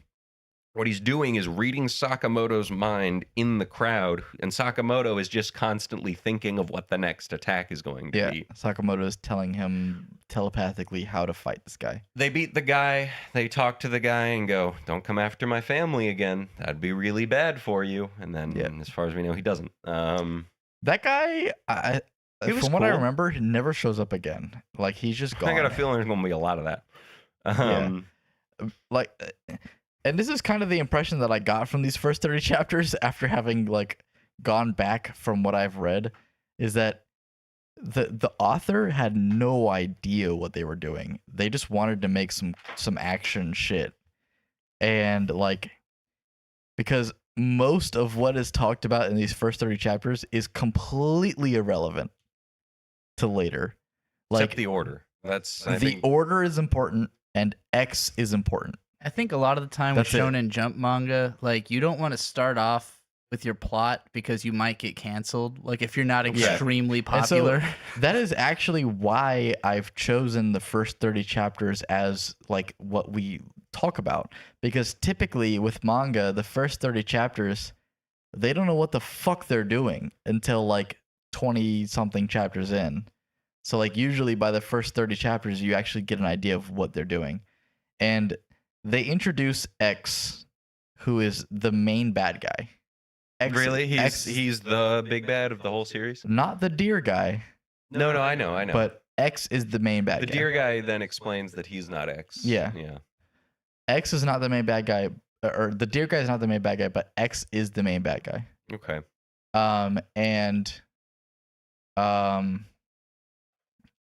Most other things that happen in these first 30 chapters are completely irrelevant.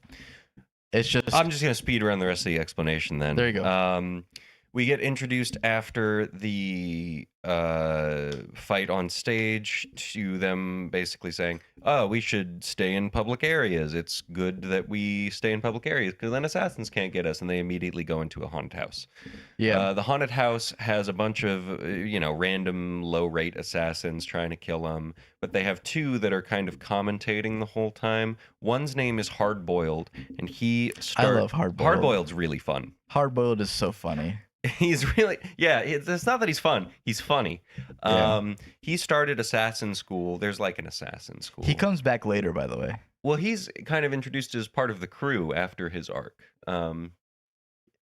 Not exactly. Yeah. He doesn't really become like part of the regular crew. He like branches off and then he comes back later. Okay. But it's Hardboiled and a woman. I don't really remember what the woman's gimmick She is. doesn't matter. Oh, right. So She doesn't matter. Hardboiled's thing is he has rocket punches. He's like a rocket assassin, so he uses the force from rockets for his punches and jumps and stuff. Yeah, that's so I'll say so. Hardboiled's thing is introduced that way. Hardboiled's thing is that he's hard-boiled. That is also So true. if you have if you've read One Piece, so there's a character in Dressrosa who is he has a baby's diaper on and a bib, and he has he's fucking weird, but he's hard boiled. And this is the only reason I understand what hard boiled means, is that he's essentially just, Doesn't that just mean they're hard? it just means they're an action star. Like it means that they do whatever, Grit. Like Yeah. basically being gritty. it's whatever is the most manly thing, that's what they do. Really good Gintama So- episode about being hard boiled. So I what- can't As describe Tech it. 9 said it, my shit is hard. Constipated. So being hard boiled just means whatever is the hardest thing that you can do in that moment, that's what you're doing. So like however silent that you can be in order to like get a point across, however fucking cool in you American can be. terms, extreme. It's Clint Eastwood is hard boiled. Okay, sure. If you're Clint Eastwood, that is hard boiled. So Hardboiled and Sakamoto fight. Sakamoto goes, "Oh, I remember you. I'm not going to kill you," but he's not going to kill anyone. Lou and the girl fight, and the girl basically goes, "Oh, you suck." That fight sucks. I think it's fun because it introduces the drunken fist thing. Yeah, but because- it sucks. So going into the haunted house, Lou drinks a tonic that wards off bad spirits, to which Shin immediately just says, "That's liquor." Yeah, she just gets really drunk. Yeah. And she goes through all the phases of drunk in the fight. So basically, they capture Shin, and the woman that's fighting Lou says, "If you don't hit me every 10 seconds, my goons are going to kill you." And so she goes through all the different phases of drunk, in like happy drunk, sad drunk, Yeah, erratic yeah. drunk, and then she sobers up. But she's winning. It's really funny. Yeah. It's not a great fight. It is hilarious. Yeah.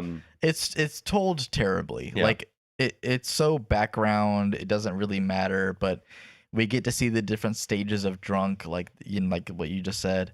But then the fight gets like ignored and then it just ends. So Oh, Karina's here. Hey, yes, Karina. which I will say hi to Karina, who has been here for 4 minutes. I don't know if she's still listening, but hello, Karina. Also, hello. I think Christian was here I earlier, think too. Christian was here earlier. I don't know if you're still listening, but hi, hello, work friends. We pitch the show to everyone we Um, work with almost every day. I really have to pee. Is there Okay. more else that you have to say about Sakamoto I can Days? explain the last 10 chapters, but I would also like to grab a beer. Would you mind Yes. doing that All for right. me real quick? Here's what I recommend you do. Just don't describe what happens. Just is there any characters you like from the last 10 chapters? What's his the So- shape changey guy? So okay. There's actually a bit that we've completely ignored. So Nagumo, Okay. who is able to disguise himself as basically anything, shows up. He's one of the Order. The Order is implied to be The like lawbringers of the assassin world. They are like the top dogs, and Sakamoto used to be one of them. Nagumo is super skilled. Nagumo But is he's a kind of fucking implied to be the goofball best. every time we see him. Yes, but Nagumo is really funny. He's one of the good guys throughout the whole story. But so the last 10 chapters is basically about Shin's upbringing. Shin's like how he became clairvoyant, which means he can read minds. They the go last to 10 a chapters, science museum. They fight Yeah. a bunch of dinosaurs. they go to a museum, they fight a bunch of animatronic dinosaurs, and then There's 5 levels. it shows that there's like this deer guy who has taken over the museum. I do wish it and explained the deer thing a little more. Why he's does just he wear he's just deer wearing a head? deer head. That's it. That's all there is. Which he's like a weird experiment. He's like made of knives. It's weird. He's I think he's like a character in Fate Strange Fake where I think he says 70% of his body is weapons. Yeah, it's weird. But so he starts to kind of allude to what X is all about, and X is like this mysterious character who is behind the scenes, and it's implied that he's the reason that Sakamoto has a hit on his name, and he's like killing a bunch of assassins. He hates the assassin world. And the laboratory where Shin was made is not bad, but it's been taken over by assassins, so now it's Yes. bad. and now it's bad. That's like the entire last 10 chapters. It's talking about this laboratory that's been taken over. They fight a guy who And- can turn invisible, Yeah. and they fight the guy who's not X but has an X across, Yeah. X scars, who's a bunch Which of... the Order kind of steps in, and this guy named Shishiba and his like the girl, I don't remember what her name is, who they're part of the Order. They're super relevant. They're really strong.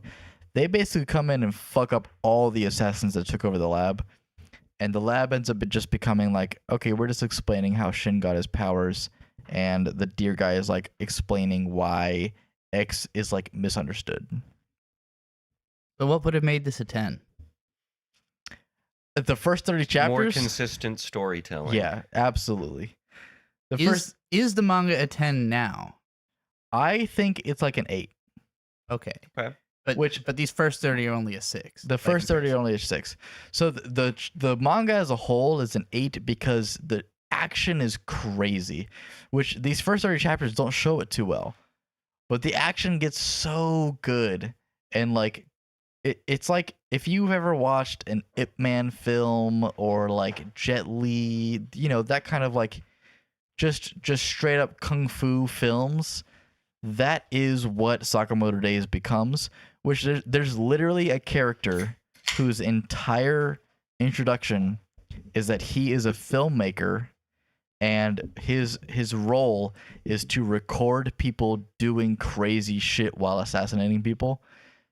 And it's basically just revealed through that guy that like the reason this mangaka made this manga is that he loves kung fu movies, and he just wanted to make a manga about kung fu. Shade, have you seen the anime at all? I have not. Or do you think this works better as an anime or as Yes. a... 100% yes.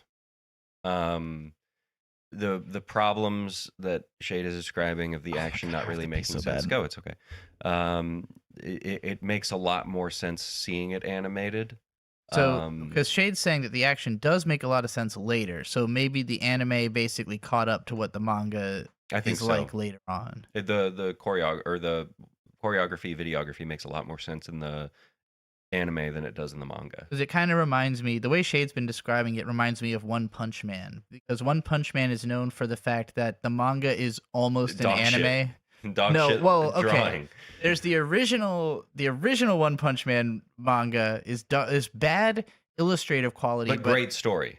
well, and excellent storyboarding. Like Okay. the original manga still does have like amazing flow of its action. It's just not detailed. He didn't know enough. how to draw. He couldn't hire an artist. He was like I teaching say dog himself. shit lovingly. Yeah, well, one was literally teaching himself how to draw by drawing One Punch Man. But what people were surprised by is that despite the low quality of the detail, the actual readability is high. Like he Yeah. does a great job of framing the shots. And so when it was adapted by, I don't remember the name of the dude, sorry, Murata something, that guy put all the detail in while still adapting the fight scene storyboards. But there's moments in One Punch Man where it is basically every frame of an animation. Like, and he actually did animate, the artist of One Punch Man animated scenes in the show because So he's learned how to draw. no, not that the adapter. adaptation guy. Yeah. So because the show is obviously based on the adaptation. I really wish I could get into One Punch Man. It's It seems fun. I've never been able to. I think One Punch Man is a great concept that once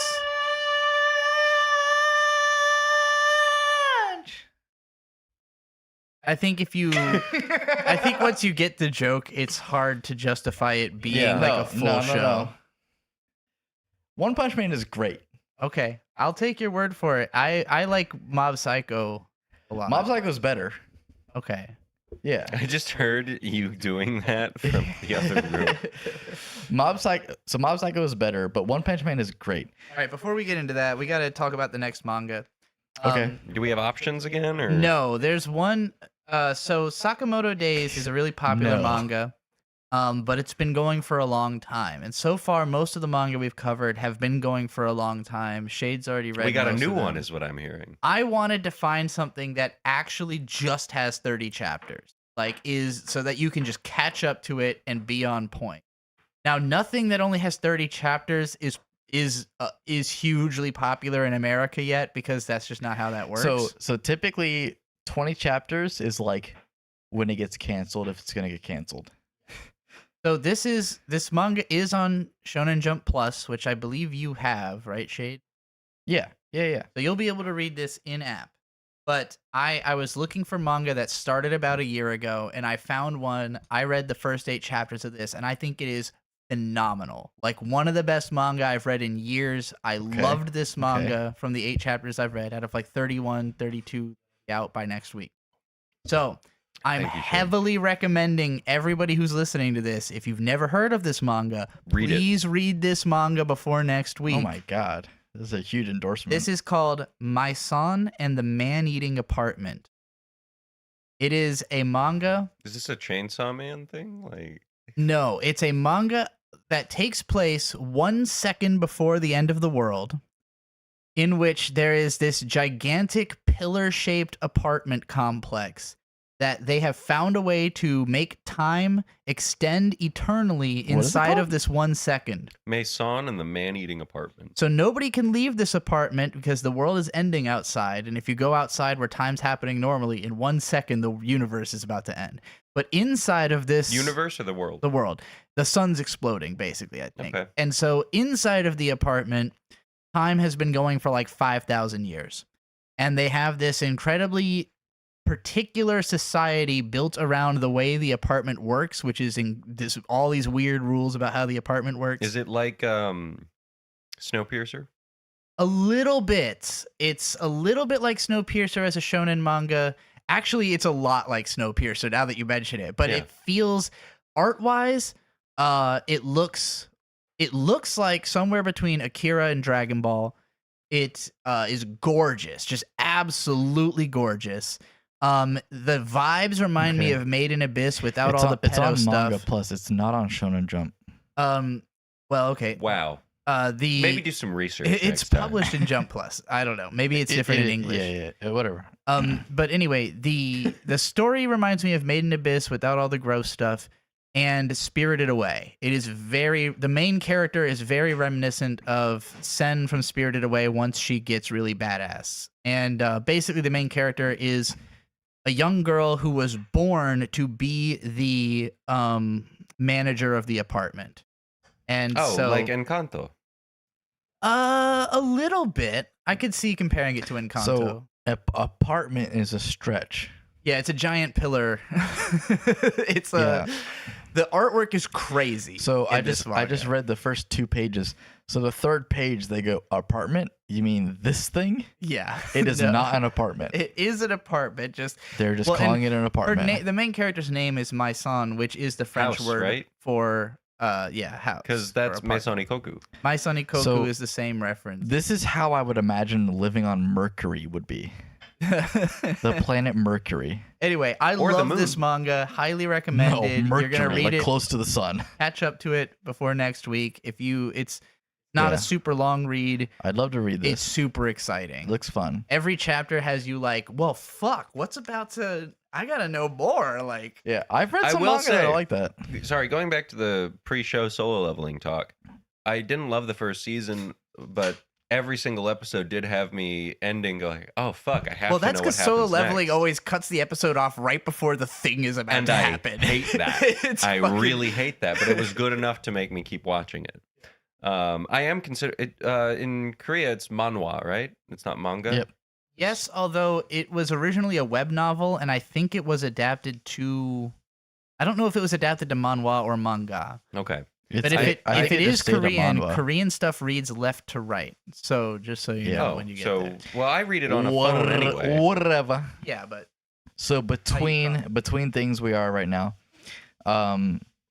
I just wanted to say hello to all of my employee friends, and also Coworkers. to Gary Always, who said hello everyone. Hey Gary, always. and also, hey yo, Magic Mountain mentioned. Magic Mountain mentioned. Magic also, Mountain closing hello, soon. everyone. I saw what? Magic Mountain's dying. No, they're bankrupt. They're not dying. They've been camera- bankrupt for 6 The years. camera has been crooked this whole time. Whatever. It will close next year. Really? Yeah. After What? 49 years, it is closing. What is in Magic Mountain? 2027. Six Flags Magic Mountain. It's the one like It's the in, most famous Six Flags, and it's in California. Oh well, I don't know anything And about it. it's closing next year. No. I thought you knew this. No, you're doing a bit right now, right? No, I've been hearing about this. This I've been is hearing the- people cry about This this. is the face of somebody who's been crushed. Because he knows he's not going to be able to make it back to Magic Mountain. I before fucking it's will. gone. We're going to Magic Mountain in the next year. I'm actually on the In verge of one- tears. I'm not even joking. In one Um, year, you can probably make the money to get back to Magic Mountain. No, I have Let's to. talk There's about no it. way I'm not You're going like- to you're go like before- Every other trip plan that he's been thinking of, all just wiped You're away like in the an greatest instant. salesman of all time. You're gonna fucking sell enough cars No, I'm to make so the money. sad. I have so many like what do they call it in the fucking spider core memories, or the moments, the pillar moments. I have a That was lot of not- those. That at was Canon not Six Flags Magic Spider-Man. Mountain. That was fucking Canon Inside events. Out. Canon events. Yeah, That canon was- events. is Oh what I'm yeah, thinking of. okay. Canon Oh, events of God. Spider-Man. Core Memories is memories. Inside Out. Still, like, god damn, fuck. Their land lease runs out at the end of next year, and that's You need to get in there. projected, Sell more cars. Projected to close. Okay. not guaranteed. But there's a lot of articles about it closing.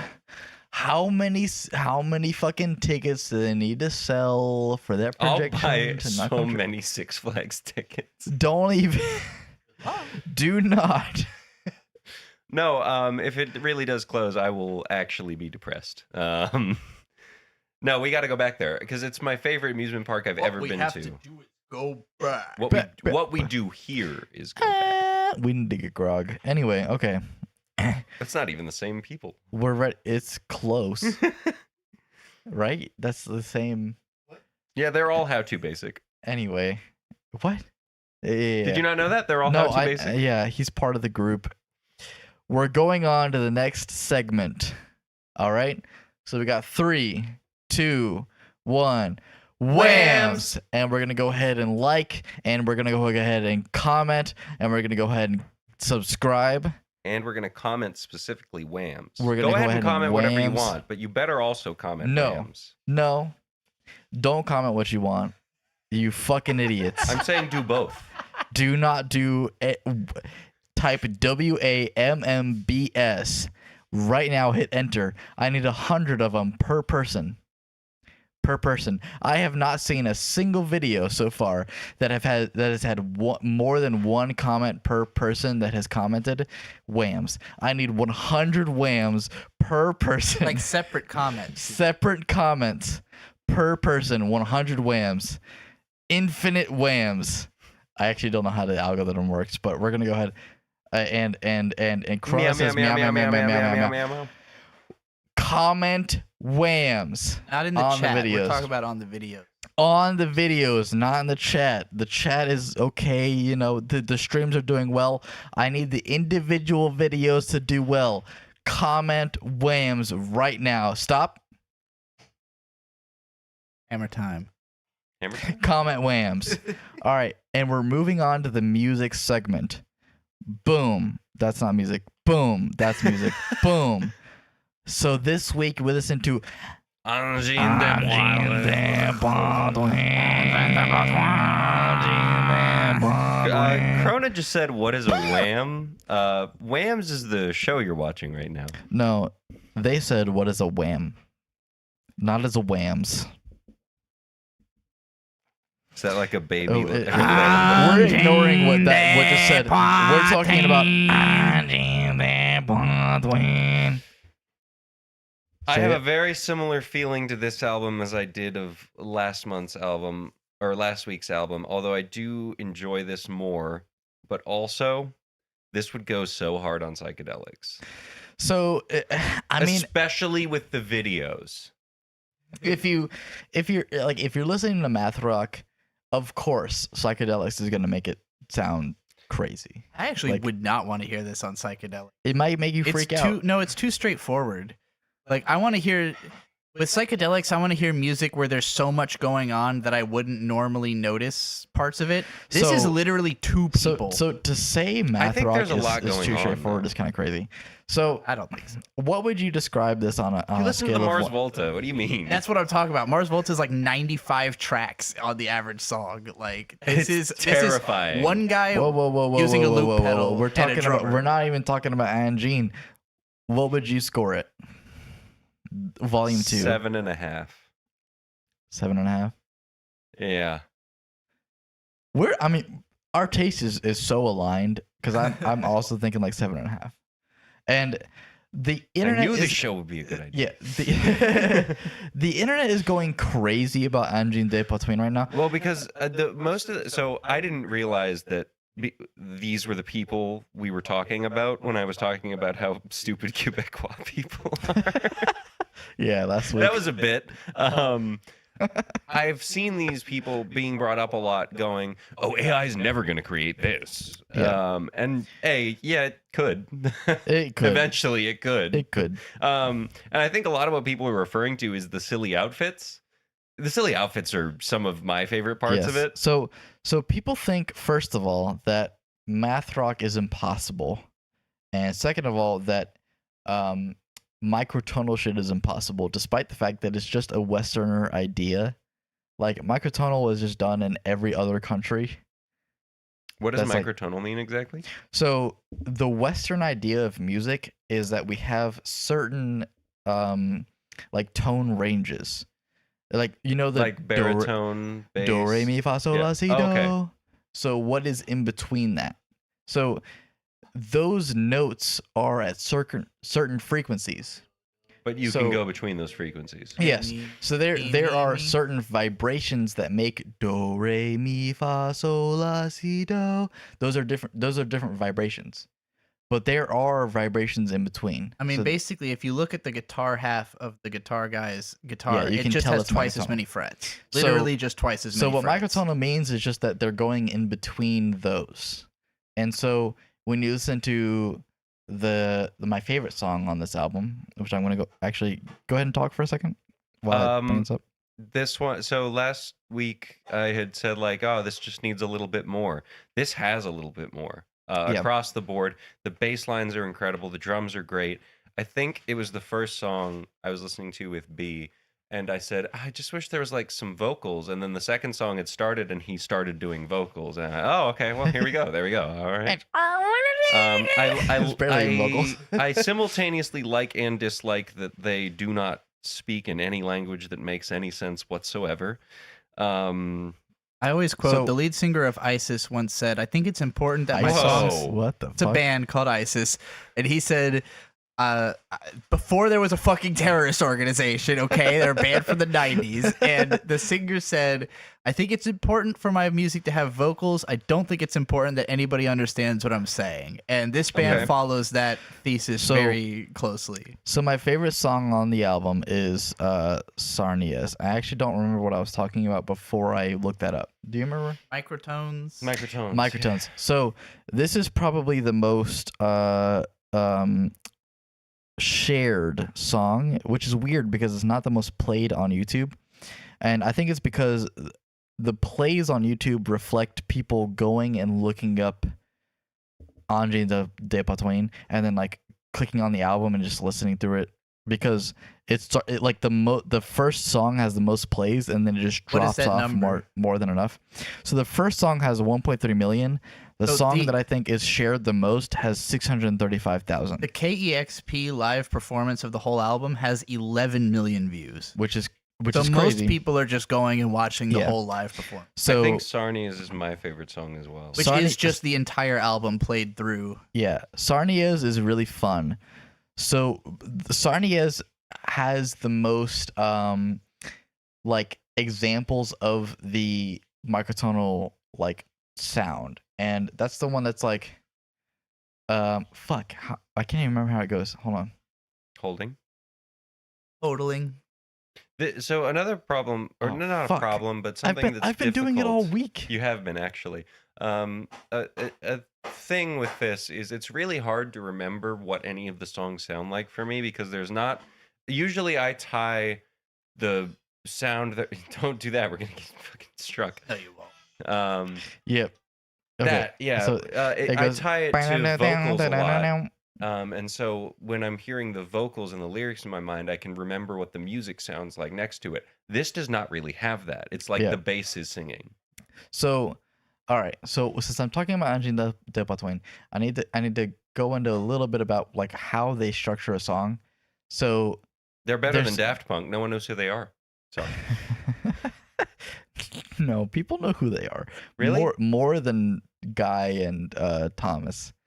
But well, I looked it up. Apparently, their identities are still hidden. He's talking about Angine de Poitrine being Yeah. hidden. Yeah, not, no. not People know who Punk. Daft Punk are.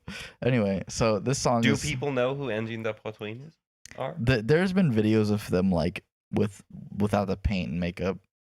Yeah. Okay. But this is the one that's like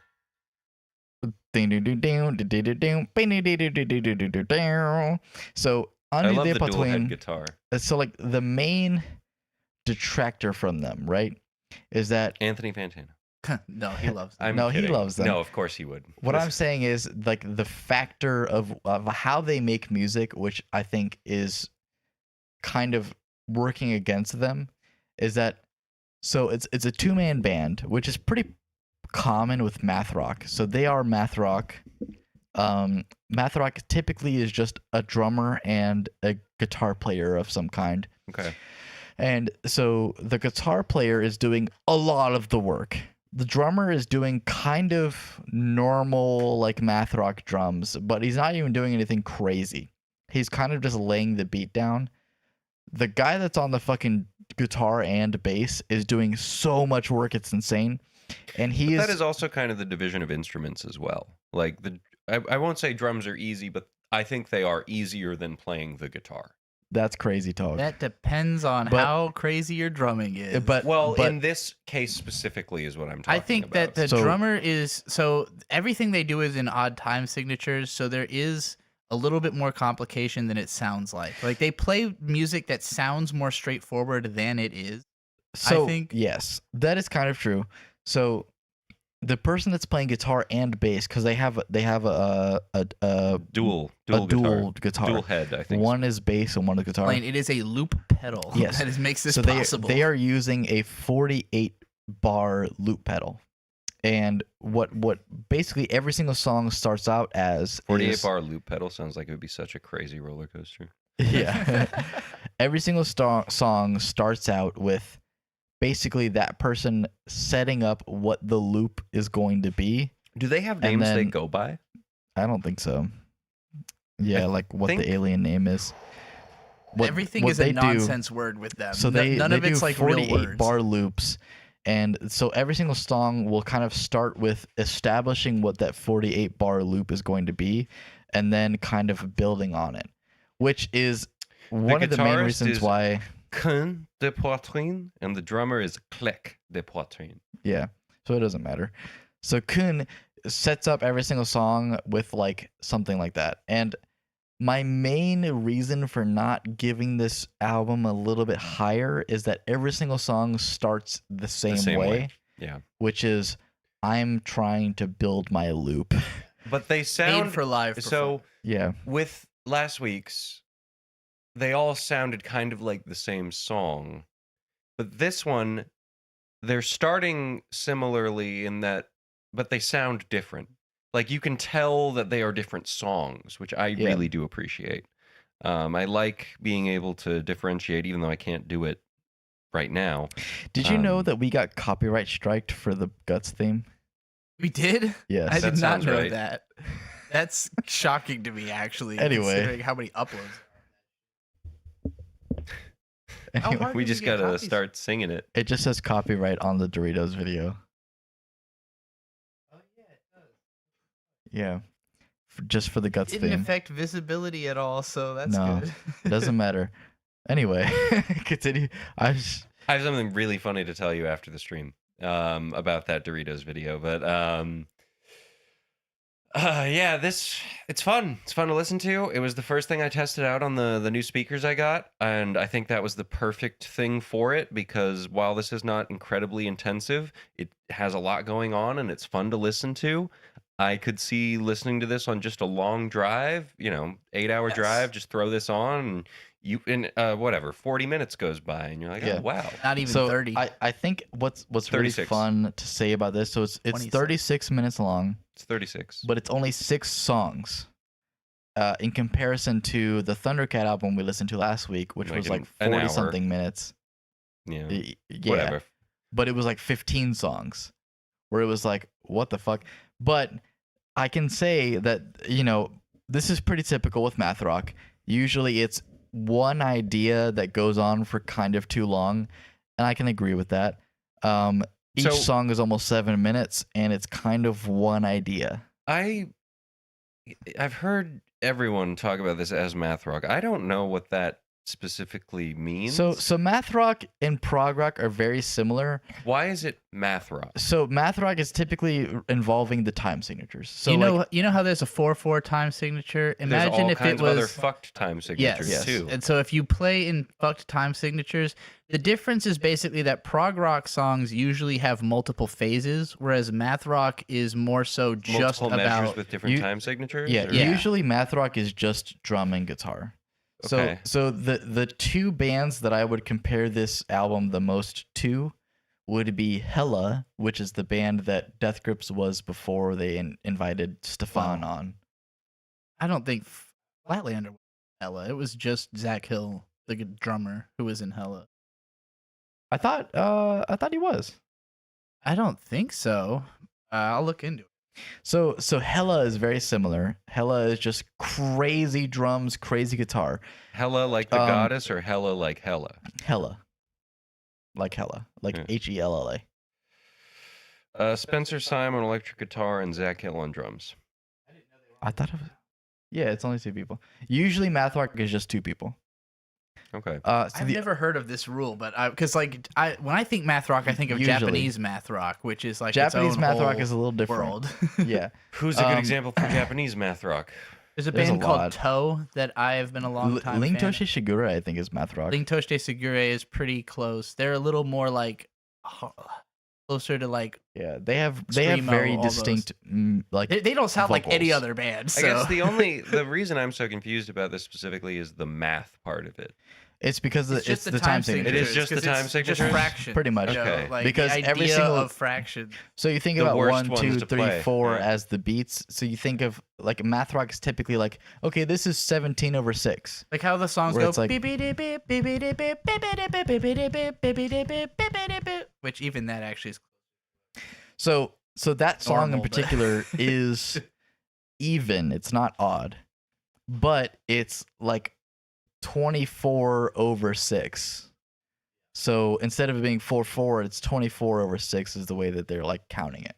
Let's do some fractions here, okay? That's going to be 4/1, right? Am I wrong? Yeah, that is right. I will say it's funny you mentioned that this sounds Sorry, like I'm hella being because that dumb. didn't come to my mind at all. I think they sound almost too much like King Gizzard and the Lizard Wizard. Yeah, so but I without was getting towards vocals. it, right? Because I didn't really get through the other math. Which King bands. Gizzard is closer to a prog band Yeah, that has King- like 7 members. King Gizzard is closer to prog. So the only really difference between math rock and prog rock is that prog introduces more instruments. Yes, That's like it. it's is that prog has a prog- lot of instruments, a lot of experimentation, and songs that go in through phases. Yeah.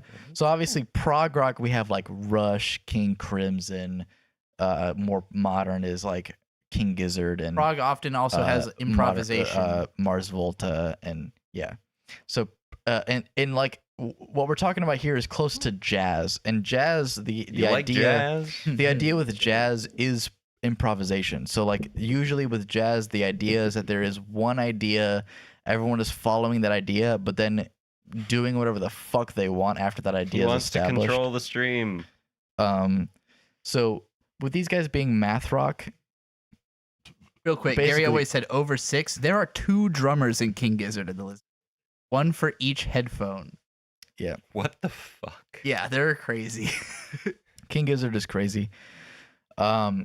Which the fact that Angine de Poitrine can create something that kind of sounds like King Gizzard with 2 two people guys is kinda crazy. Nuts. Is Which nuts. it's because of the pedal. So they're using a loop pedal that's 48 bars. So it's a 48 bar loop. And Long so loop.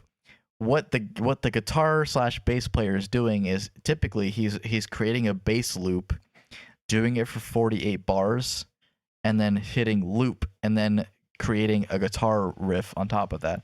Okay. And you can usually kind of hear where that happens in the song, because if you're listening for it, you're like, okay, they're establishing what the drum and bass section is, and then suddenly they're like.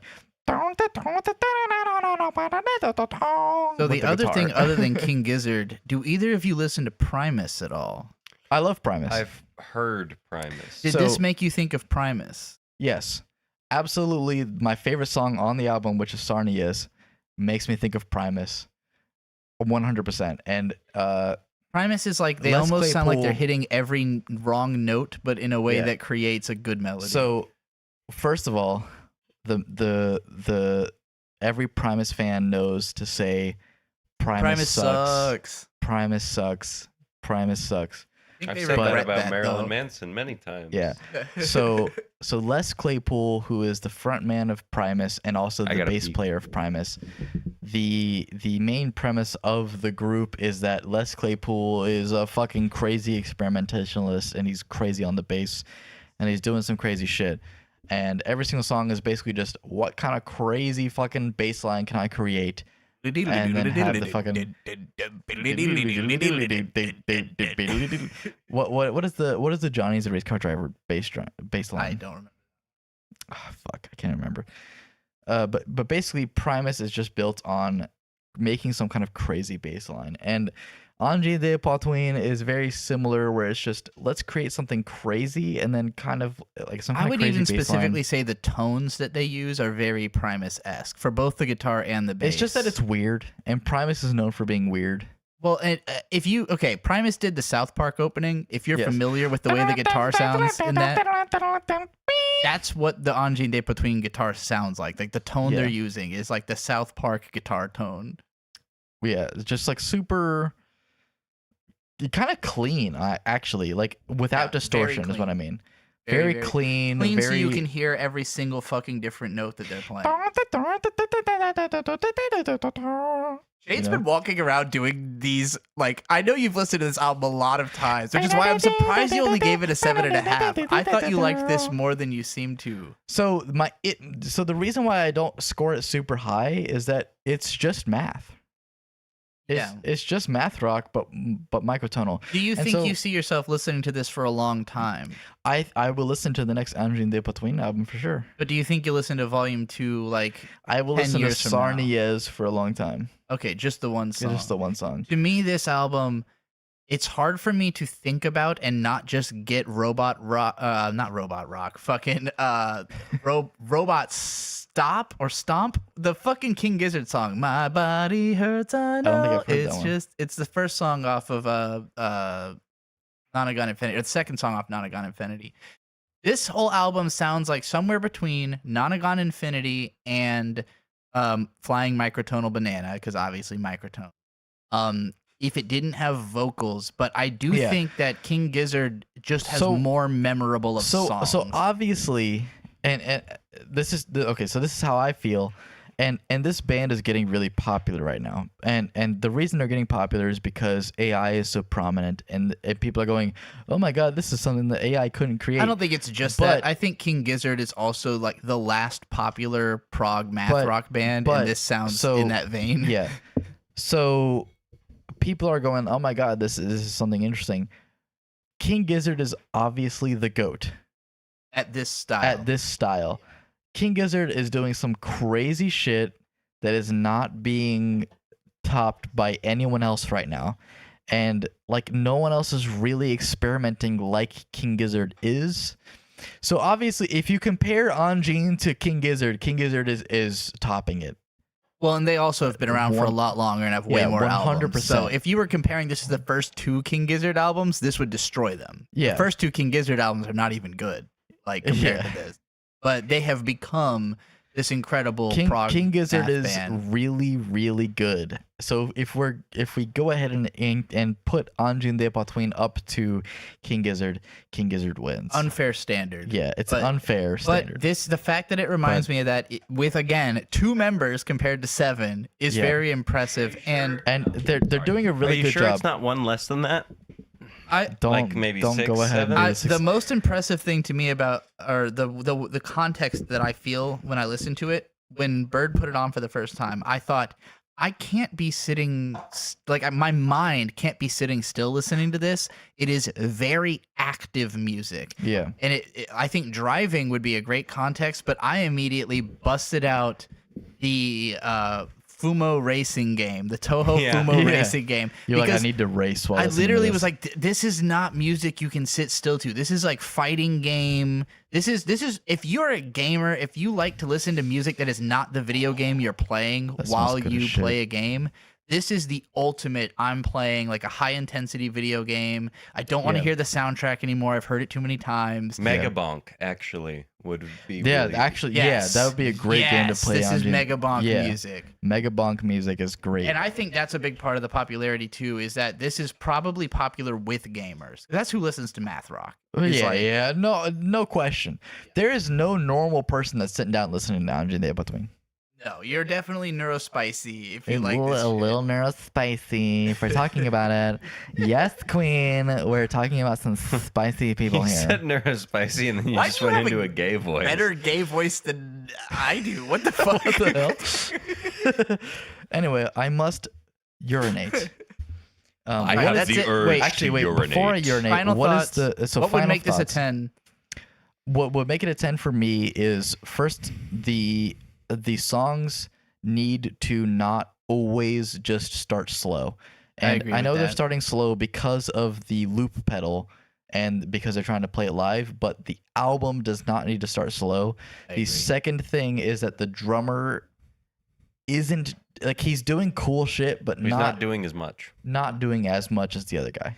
I want to believe they called them Volume 1 and 2 so that, like, I feel like this is the introducing who they are and what they do era. I would like them to start experimenting a lot more on the album side. Like, we don't need Yeah. it always to sound the same on the album as it does live. Do some shit you Yeah. wouldn't do live on we the need album. we need to hear some cool shit album wise. For me, it's for sure. vocals. I don't even care if it's nonsense words. Just more of them. Yeah. There's not a lot of them, and they're very I repetitive. hate. When they, I don't care about vocals at all. Yeah, But- that's a fair opinion as well. It's just for me, the way my mind works with music, it's a lot easier to keep track of what's going on if I have certain vocal cues to think about. But yeah, I liked it a lot. which surprised me. I honestly didn't think you were gonna like Yeah, it. I thought you were gonna come at me with like a 4. Oh yeah, next. I week. thought you were gonna be like. I thought you were gonna be like, oh, it she kind of. pulled the notebook out and flipped it. I thought you were gonna be like, it Shade. rocks, but also. Whoa, I wanna what's give going No, on? this was great. I want to give you It two got a options. hard baseline. Sorry. Either we can listen to something that you really seriously love, and that is not modern, That or Shade loves. either one of you. But I know Shade's got some albums that he really loves that maybe he'd want to introduce you to, or you can listen to something brand new that I am almost certain you will both hate, but it will get a lot of views. I'll Okay, take what are the option 2. options? No, I want to know what they are. The first option is dealer's choice. You pick an album you. Oh, okay. What's the one you're talking about? Second album, the second choice is Bully by Ye. By Kanye? The artist formerly known as Kanye West. Oh, He has a new no. album come out. Bully. I will It's his comeback absolutely listen album. to Ye. All right. Y'all gonna suffer Bully by We're gonna Ye. go ahead and listen to The Bully by return Ye. of gospel Ye. Wait, it's so his gospel it's shit? still going It's the to be return gospel. of gospel Okay. Ye. I might Okay. like his what was his gospel? Jesus is King. I really enjoyed You that. liked Jesus is King. I like Yes, Jesus and is King. But I didn't like a lot of Closed Kanye on Sunday. prior to that. You're my Chick-fil-A. You're my number one with the lemonade. That was fine. But no, it was the other stuff. That was fine. When they get really orchestral and musical with it, which church music typically does, I really Yeah. enjoy that shit. And if this is what we're going back into, I I might I haven't enjoy this a listened lot to more. it at all yet. So Okay. I do not think Kanye West deserves the hype. I fully agree with you. I think he's by far the most overrated artist of all time. I think Kanye deserves the hype. If we're being What's your real. favorite Ye album? Because your favorite sounds like Graduation. Jesus is King. Yours is Graduation. Yeah. Interesting. Absolutely Graduation. Wow, that's the least popular of his first 3. What? Yeah, Late Registration is by far. Graduation is amazing. Or no, College Dropout is the College Dropout and Late Registration are considered. That's his like the meme is that masterpiece. he made Graduation, so it's okay that he's racist. For me, it's My Beautiful Dark Twisted Fantasy easily, Which is also good. But even that I think is overrated, including by me. I have to piss. Go piss. All right, that's it for So music. quick Like- in between. Comment WAMMBS. Subscribe. I'm excited. It's the first music one that is actually going to get views. Will be the Kanye West one, unless this one gets. I don't know. Angine de Poitrine seems pretty popular, but I don't know how big they are. They're definitely good. All based. This is just a little. I feel like most of these people who watch this show would like Angine de Poitrine. They're Probably. super listenable, super easy to listen. I don't to. even think you have to be into math rock. You have to be into gamers. I don't think you have to be like neurospicy to listen to this. It is pleasant to listen to. Well, I do think normies would not. It It has no okay. vocals or barely any vocals. Like, I think I could get Do you Wayne think to you- listen to this. okay, your granddad, but do you think you get your grandma to listen to this? No, but Do you think your dad would like this? Yes. Do you think your aunt would like this? Which one? The one. Yeah. Yes. I think she's probably already heard them and has listened to it. You know, that might be possible because she does watch live stuff. I don't think she'd like them. I don't think it's her style. You know who would? Her husband? Yep. Maybe. I could see him liking them more. This is hard, Mr. I don't King think- core. I think okay, I forgot to mention this in the review. I'll probably keep this in the edit if I remember. Angine de Poitrine is the epitome of something that Victor, my brother, would have loved in high school. And it's possible he still will. Yeah, I could see this But, being like, a big Vic thing. When we were teenagers, like, this would have been a band that I would have thought, like, oh, I have to buy into the hype. And I would have listened to them like 25 times, 30, 100 times and been like, yeah, this is good. and then I would have stopped listening to it, this would have been Victor's favorite fucking band. Like at a time when he was listening to Dragon Force, Angine de Poitrine would have been his favorite fucking band. Now Victor's like the biggest King Gizzard fan I know, so it's possible that he still already is. Every time we mention King Gizzard, I think about that meme I showed you once that is just like phrases you hear way too often in your life, and it is King Gizzard and the Lizard Wizard put out another album. One year they put out like 4 albums. It happens sometimes. Just a little foreshadowing for the beer thing. I'm excited for the beers we're reviewing, and I'm also excited because the special thing I actually get to make, and this is a stretch, kind of make a cocktail. It's not a real cocktail. I'm not using a shaker or anything, but gin and tonic counts as a cocktail. But no, I'm pretty excited across the board. We already talked about it. It's going to be Tank 7 and Tank 7's new variation. Tank 7 is Whoa, you can't start on the beer yet. I'm not. I'm just foreshadowing. It's okay.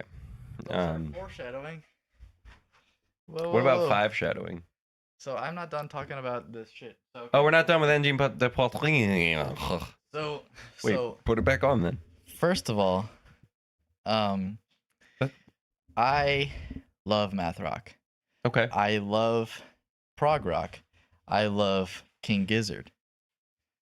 I like shit that And- sounds bad. I like shit that sounds bad is actually a really good portrayal of what I like. But also That wasn't me making fun of you. But also, no, I've said this word by word. So there's this like game that you can play where you like have friends, you have like a topic, and then your friends are supposed to post music based on the topic, and then everyone votes on what's the best. And I was doing terrible every single time because you have such strange taste. my taste is just shit. I like shit that sounds like shit. But so it's weird for me because for a long time my favorite art. B, you need that. So what I was getting at though is that good morning. Oh right. Good morning. Yay? I've never listened to Graduation. Good morning. Oh my god. Are you coming in here? Wait, She's coming in for the beer. are you coming in here? B, did you bring your cup? Oh God, you gotta. Think about what you're doing. Oh my god. Dearest, How have you nipples. fucking shit? did you just say shitting dick nipples? I did. How I haven't you heard about fucked shitting everything dick up? nipples since I was in high school. Gotta move your. But I'm You in have frame. to move yourself better. I'm in is what's frame. happening Look at there. the frame. Fix that water, please. That water is Oh, giving me holy Yes, anxiety. fix my water. Hand me the water. That was so That's my close to water. falling. What up, Good y'all? morning. I haven't been on screen this whole time. It might have made sense for me to be here for the anime and the music segments. No. because I had a lot to Only say. beer but, and snacks. No. but I'm You mostly truly just only talked to here the for anime beer part. and snacks. I talked a lot during Angine de Poitrine. Yeah, I Nice. guess so. But in terms of what makes sense.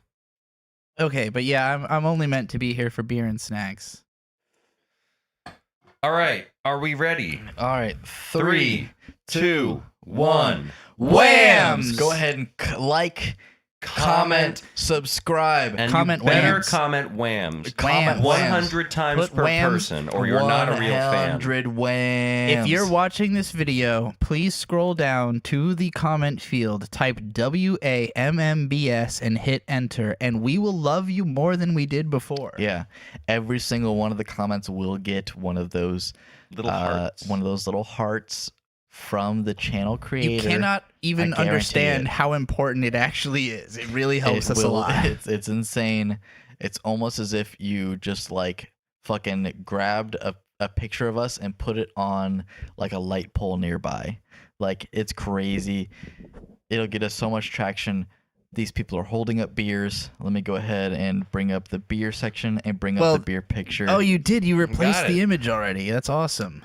Because Yeah, originally so we were gonna. what's- Sorry about the thumbnail of I this. didn't grab the picture until like the right before the stream started. So a little backstory. We had originally wanted to do Troegs. We went to Wegmans and couldn't find the Troegs we were looking for. But a These are little not the Troegs backstory you're into looking Tank for. 7 and Boulevard. Boulevard is Kansas City's biggest brewery. They literally take up 1 or 2 Here, square take this. blocks. Maybe the Midwest's biggest brewery. That is also possibly true. Here, take this.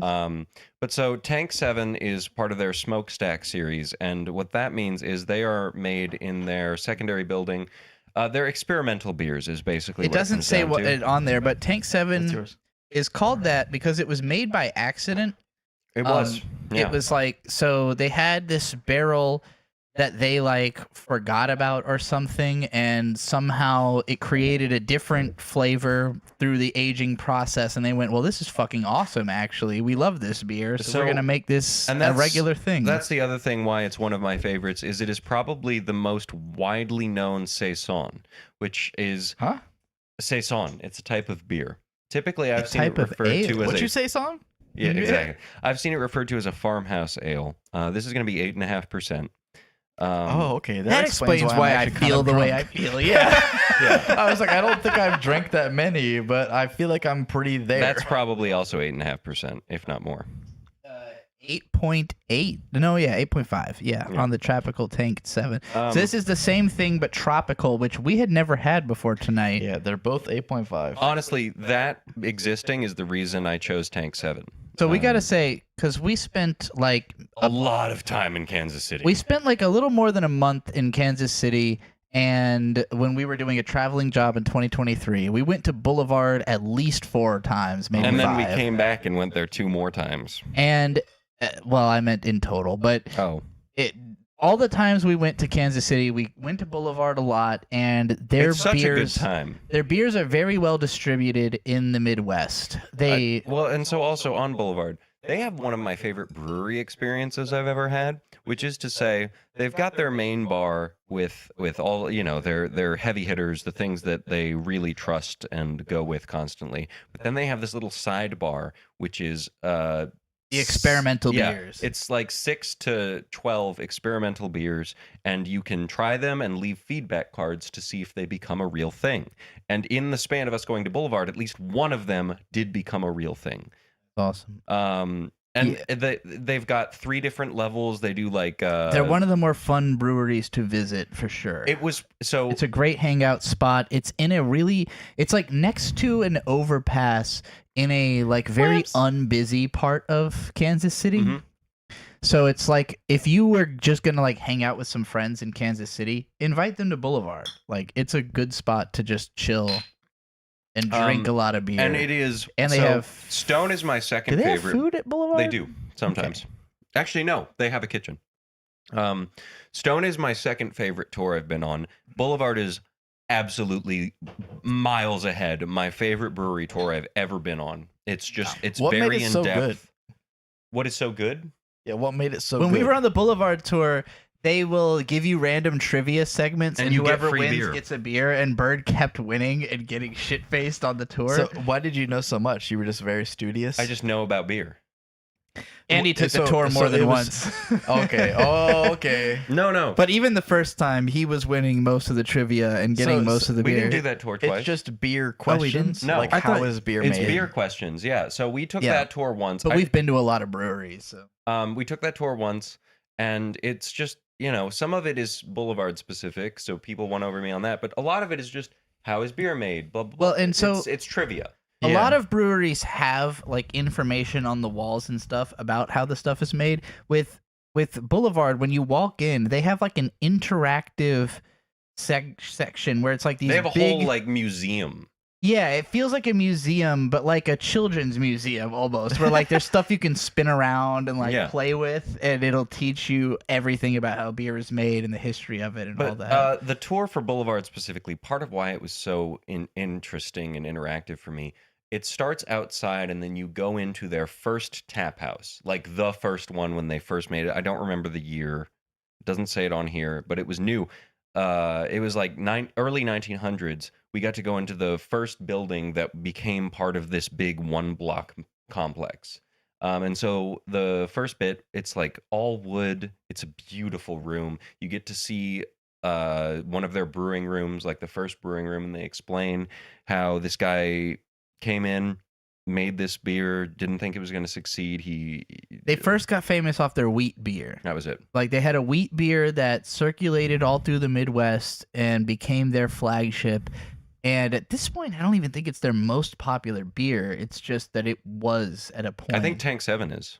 They have, well, so Tank 7 it seems to be the most widely distributed, and we discovered this when we were living in Corbin, Kentucky, because there's this one beer store, Liquor King. Like Liver King, but in Kentucky, liquor and beer are sold at the same places. Here in Virginia, you can only buy liquor at an alcohol beverage control store. ABC Fuck store. ABC stores. I'm not even kidding. Beer and wine you can get anywhere. ABC is That's the only all place I've you can ever get known. liquor, and they're not Oh my god. amazing.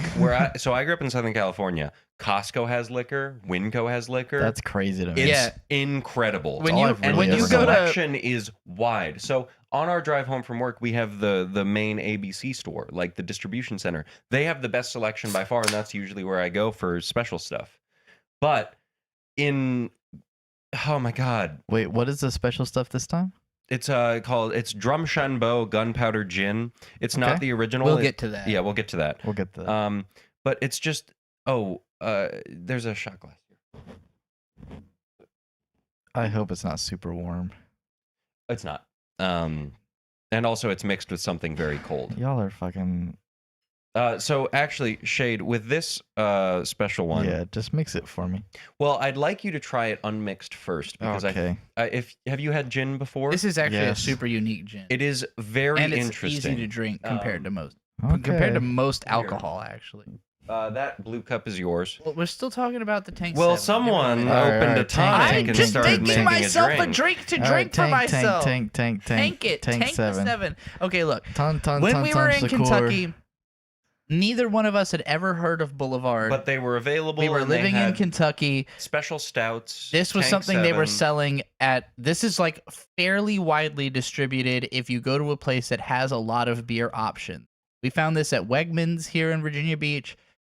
Wegmans has a huge beer section. If your place doesn't have a huge beer section, they're probably not going to carry this. If they do, they might carry this, but it might be the most widely distributed beer from. It's absolutely Boulevard. the most widely distributed saison in the United States. And yeah, for so- a saison, which is a rare type of beer, and I don't think they're usually super high alcohol. So 6 to 8%, or 6 to so 9. real I guess. quick. Yeah. None of us gave our score out of 10. Yes. Well, so that's what I'm thinking about because I don't remember liking this as much as I did this time. Does your tropical still have anything left in it? This is like this. So saison tastes. It's not. That one mine. I don't know. I mean, I think so. Saison is like No, I think that was one I somewhere. drank. What is it like? Lightly spiced. What makes it a saison? I've seen it referred to as a farmhouse ale. A lot of it is spices. Wild yeast, I think, tends to be a factor. It's closer. I mean, it's an ale. If you know what an ale tastes like, it is the most ale-ass ale imaginable. Like a saison. Saison to me is like, so the way that a pilsner is to a lager is what a saison is to an ale. If that means nothing to you, I'm sorry. I drink way too much beer. So what? Okay, so if you saison put is a score on farmhouse it- ale. Effervescent and dry Belgian ale, historically brewed in winter to be consumed by farm workers in the summer. Yeah. Start Peppery, with bird. fruity, yeast. I have just Googled this because I actually don't know a lot about asking these. for you to score Yeah. Tank 7. Out Oh. of 10. 8. 8. Only an B. 8, really. It's great. It's not my favorite saison. I I would- have one that's a 10. I honestly think that's a 9, almost a 10. Like, I could drink all 6 of those and be very happy about it. Yeah. I'm also thinking an 8 to a 9 on the can one, right? No, the bottle The one. bottle. The bottle one. I like the Yeah. can one less. I like the can one more. So, Really. so the bottle one is a 9. The bottle one's a 9 for me, and the can one is a strong 7 to a light 8. The can one is an 8 for me. So some you're of us with an me. 8, You like the regular Tank 7 more than the tropical. I didn't think that they tasted that different. The tropical was a little worse. The tropical to is me, very fruity in it's my fruity opinion. and floral, and And I'm it made it weird worse in to that me. way. Yeah, it's not Tank 7. It doesn't taste the same to me. It's weird that they marketed it the same way. But They are very different. floral and fruity kind of win out for me a lot, especially floral, and I think that checks both of those boxes very well. So you like Um, the tropical more? Yes. What do you score the tropical? 9. Okay. That makes perfect sense. But you said the regular one's an 8, the tropical's a 9, and we both said the tropical's like an 8 and the other one's a 9. So Yeah. we both really like both of these Yes. beers. Are They're we all good. 3? They're good. Yeah, they're I really could drink good. a lot of these. And again, sure. I don't remember liking Tank 7 as much. Hold on. No, Tank 7's great. That's like almost a 10 to me. Like that when I think of what do I want a beer to taste like, that is as close as I can get to Well, it's like 8.5. this is what It I want a tastes- beer to it's taste like. 8.5%. It tastes like a regular beer. There's And to be spice. clear, Boulevard is neck and neck with Stone for both of our favorite breweries. Absolutely.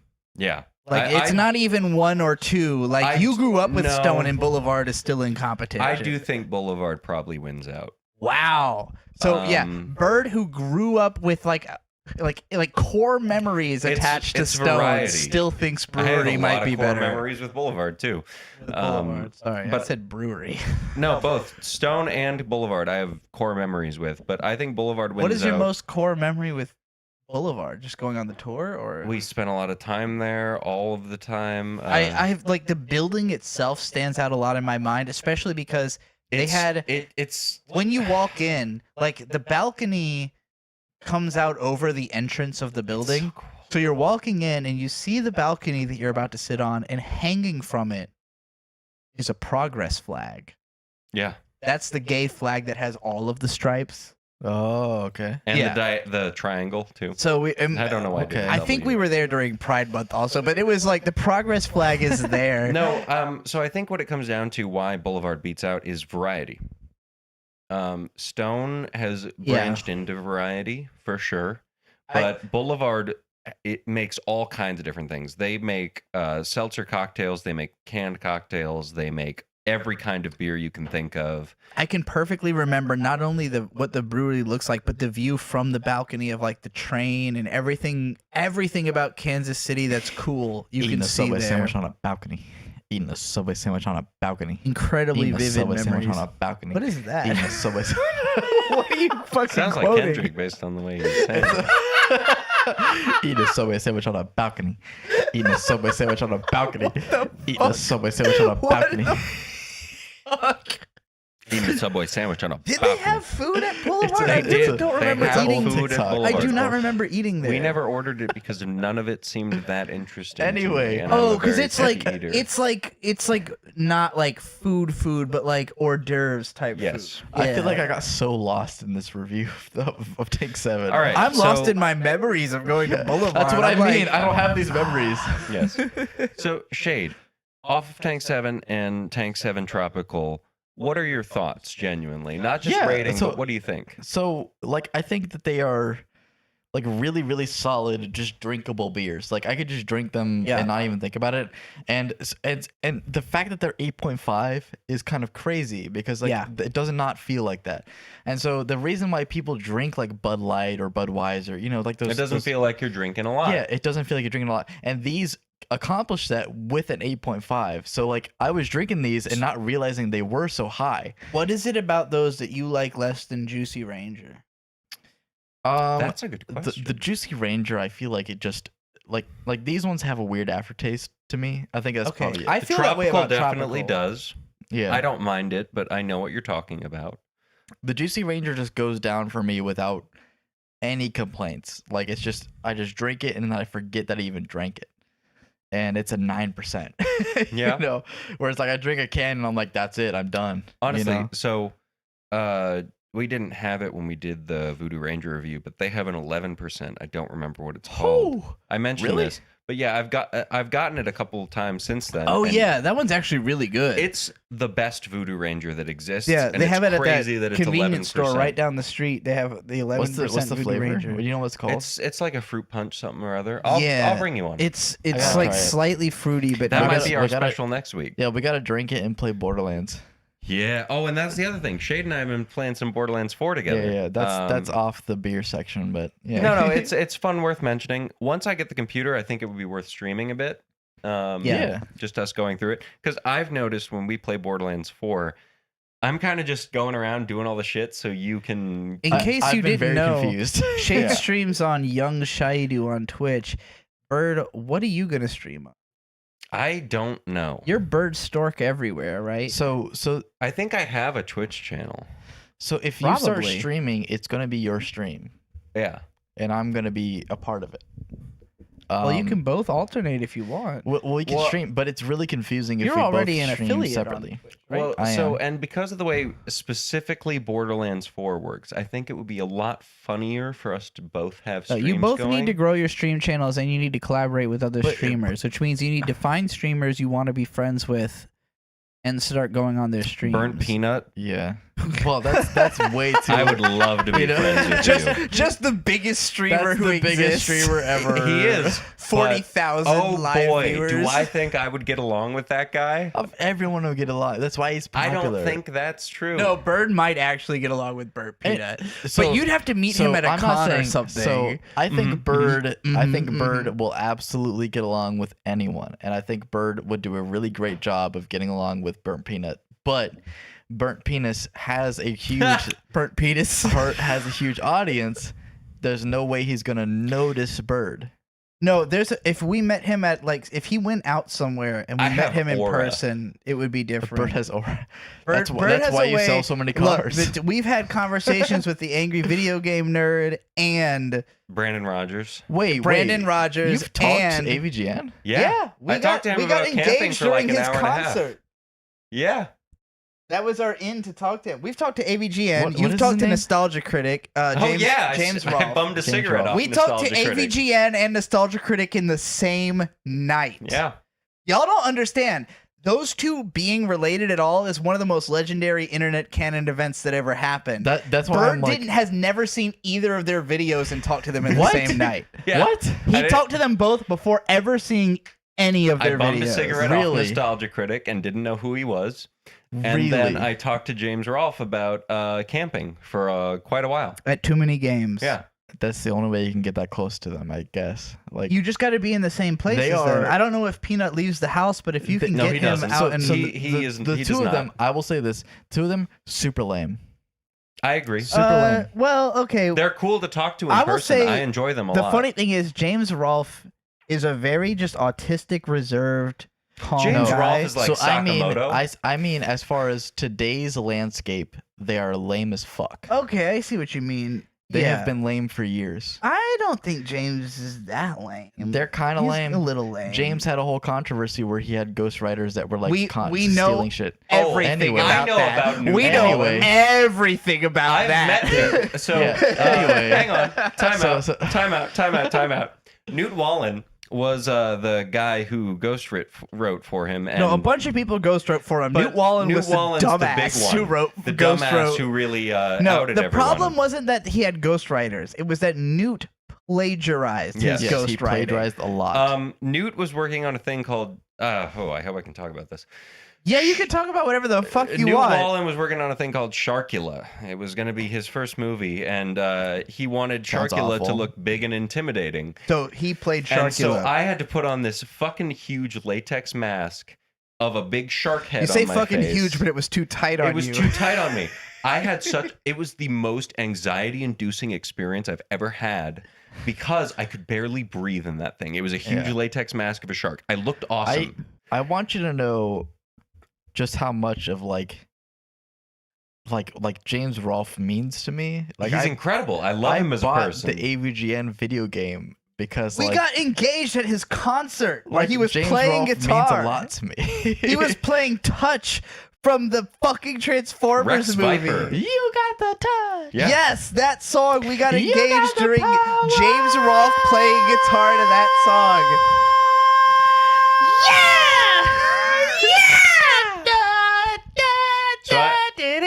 So I'm gonna level real quick. I don't know a whole lot about that song. I could tell she was reacting, It's, and I it's from ran the out. fucking I know what it's from. 1985 fucking Transformers movie I ran out to the show by floor. Stan Bush. I hear myself coming through this. Wow, you know I- the name of the guy who made it. I ran out to the show floor, bought a cheap ring from Professor Shy Guy, shout out, and immediately brought it over and proposed. Like Yeah. He said, Now that quote, sounds awesome. I'm not telling you I want you to marry me. Hands me ring. But it was a reference because the Okay. first time he ever said "I love you" was, "I'm not gonna say I love you," and I said that's the same thing as saying very I love sweet, you. very cheesy. Okay. So anyway, we drank Tank Okay. 7. What did we all score this one? Did you? Yeah. we I all mean, scored 'em what the both. fuck are we even talking about at this point? We're talking Now about we're on to Drum gunpowder. Shenbo. The special Drum Shenbo. With Drum Shenbo. We're talking about the gunpowder gin. sweetest moment in y'all's life in James Rolfe and fucking. I think that might be the first time we've and ever the really stupid broken it James Reddit down. guy, James whatever Rolfe his is a name is. sweetheart, and yes.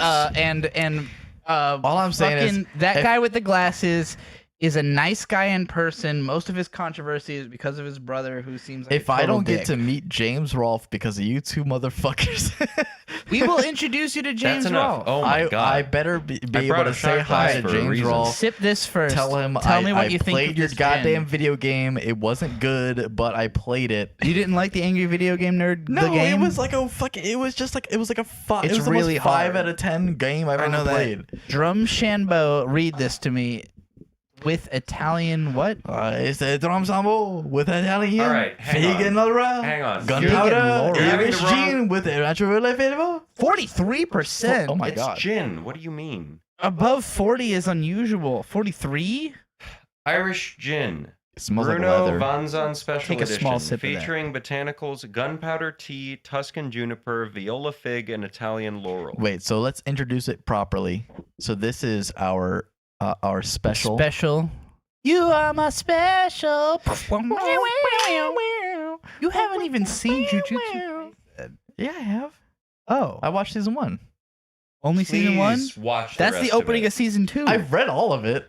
You read all Actually- of Jujutsu Kaisen? Yes. What? Hold on. We need to do a special on Jujutsu Kaisen. You at didn't some know point. I read all. No, you never mentioned this. I was keeping up with it. I finished it when it ended. So did he. Did you read Modulo yet?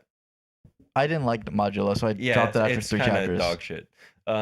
Okay, Okay. there might have to be a special Jujutsu Kaisen episode of WAMMBS at some Pa- point. pause all I've of mentioned this many times. I don't remember I you kept telling up me with that. Jujutsu Kaisen. Pause all of this. Shade. Take a sip of that, and then I'll Okay. do the cocktail. Okay, You gotta okay, finish wait, the wait, anime wait. though, because the anime is better. Season 3 of the anime is I fucking can insane. I can see that they did crazy work with the anime. 2 was Season 1 was insane, really too. 2 good. was insane, and then 3 raised the bar. Because okay, here's the thing: people who read the manga tend to say that the This shit Shibuya arc is the smells peak like of this Jujutsu shit smells Kaisen. like a belt. I would say Really? that like a belt. I would say of Jujutsu Kaisen, the anime, that the Shibuya arc had more dramatic weight and impact than what we have seen so far. Can of you the Promise me that when I drink this, I will not vomit. Yes, I can promise. yeah, you no, that. it's But way no, I'm easier not to saying drink than all of it. most. Take a sip. It's easier to drink than most liquor. I promise you. What is the culling games? What we've seen so far of the culling It's- games has okay. not been as story good as season 2, but it has been Dump it in there. amazing to watch. In the drink. You don't like it? He's got a face that says I don't like that at all. Shade, have you had gin? He Yes. said gin. Do you like gin? What do you think about that though? Dump what, it all. I'm not even kidding. What Pour is your all of it in overall there. impression of drinking that straight? made me feel like I'm gonna die. That's not. That's weird because it didn't make me feel that way, It's- which I usually so, do feel. I'm a Drinking big gin liquor. guy, and for me, this gin is very strange because it's With the fruity. club soda, it's delicious. Now I will It's say, not club soda, it's tonic water. Tonic and water I don't with know lime. if I somehow Pass me that unopened tonic water. what. So I don't know if I somehow mixed it on accident. Maybe I did actually just now, and I didn't realize. Tastes like Sprite, Yeah, no, with the tonic water, it's quite good. but it tastes like Sprite if someone shot me in the uvula. So, gin for me is very heavy on the juniper. Why I think this is special is because I think the fig. What is juniper? Juniper is a It's like very a flower. piney scent. It's typically the strongest botanical. So gin is essentially vodka. So juniper is the 6th professor in Pokemon. Yes. I gotta go. Juniper is essentially. He said yes. No, you're right.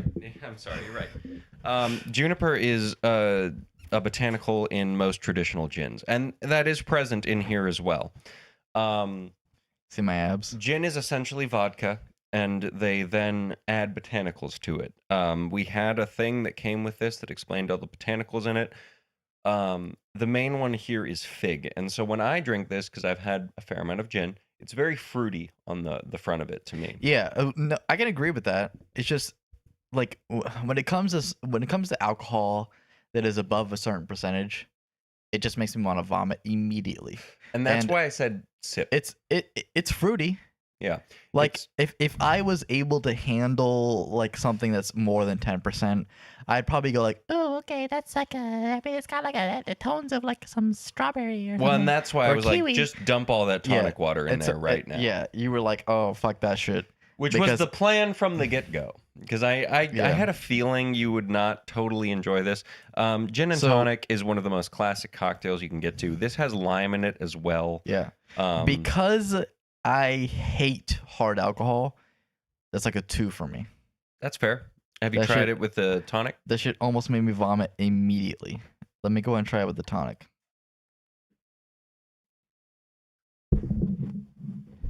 You take big sips too. Can I just say, Knock my No. mic over. I really like this Now that show. tonic, this just tastes like Sprite.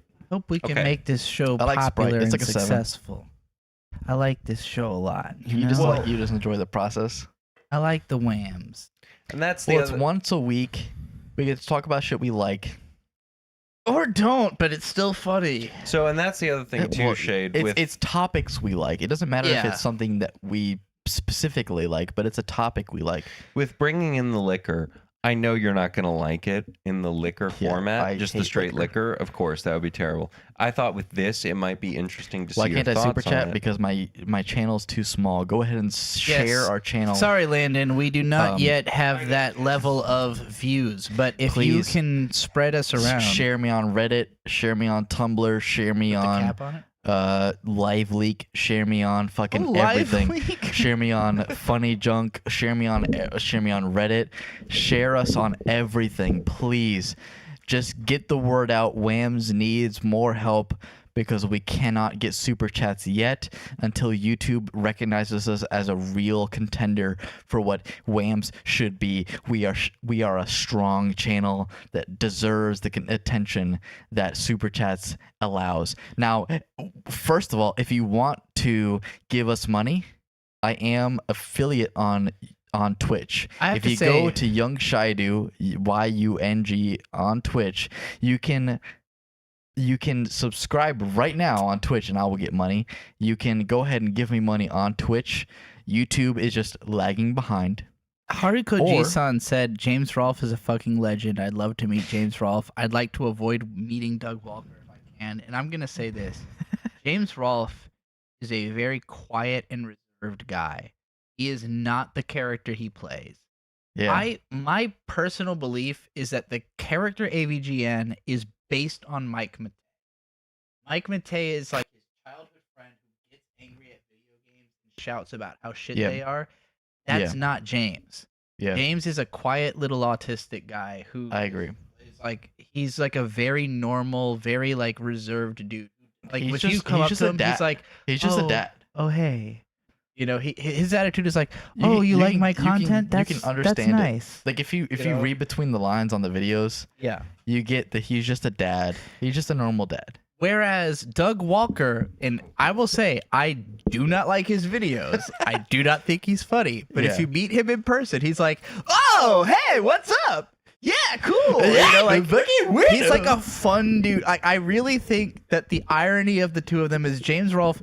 He puts a lot of effort I will into only making send his one- videos entertaining, and Doug Walker is So- just rizzing his way through. So Butthole Weeb just said, "I'll only send money when you guys send me a fucking shirt." No, it's his shirt. Listen, He Landon he sent accidentally his shirt sent to our us a house shirt.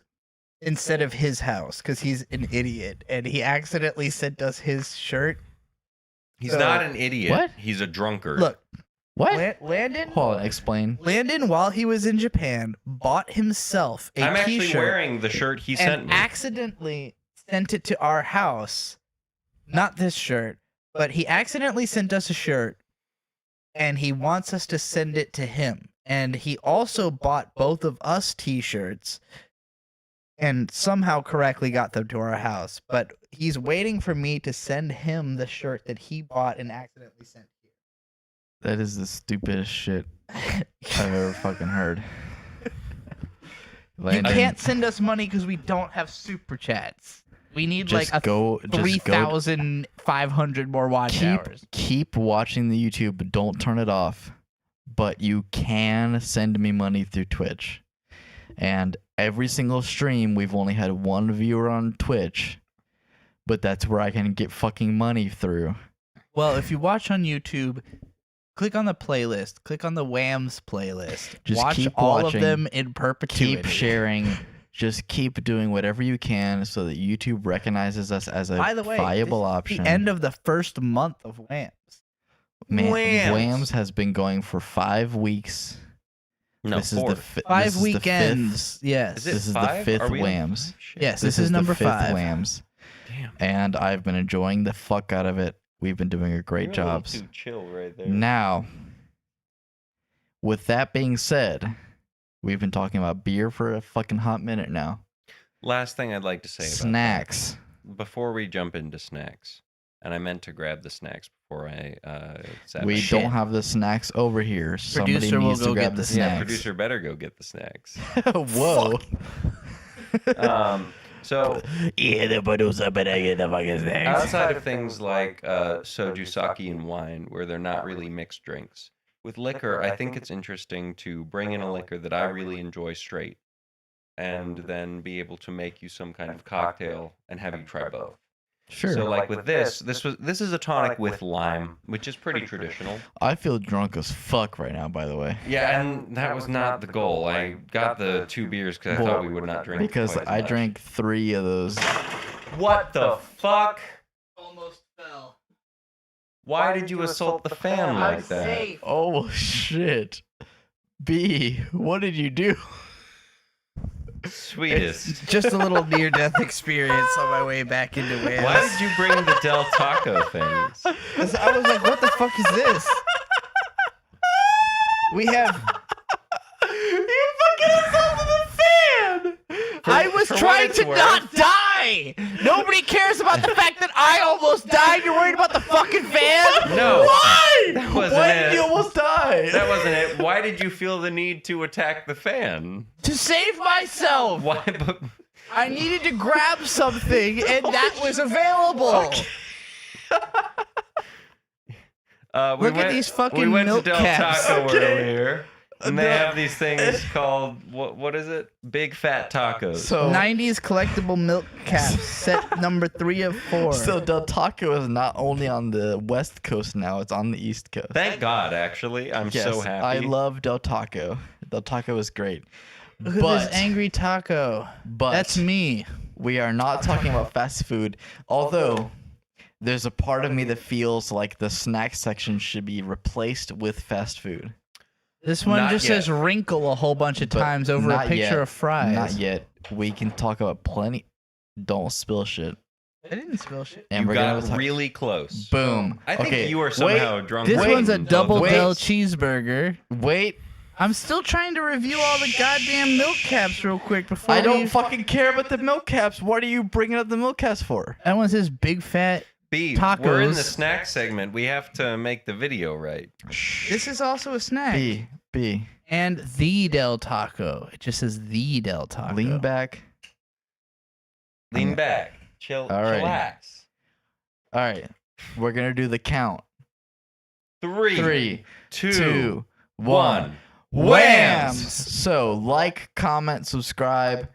I want you to comment WAMMBS 100 times. I don't care who you are. Maybe even 300. 300 times. Please, I don't care if you spam it. It does not matter that you're one person. Comment WAMMBS like 100 times. Just comment it. I will hit like on every single one I'm watching.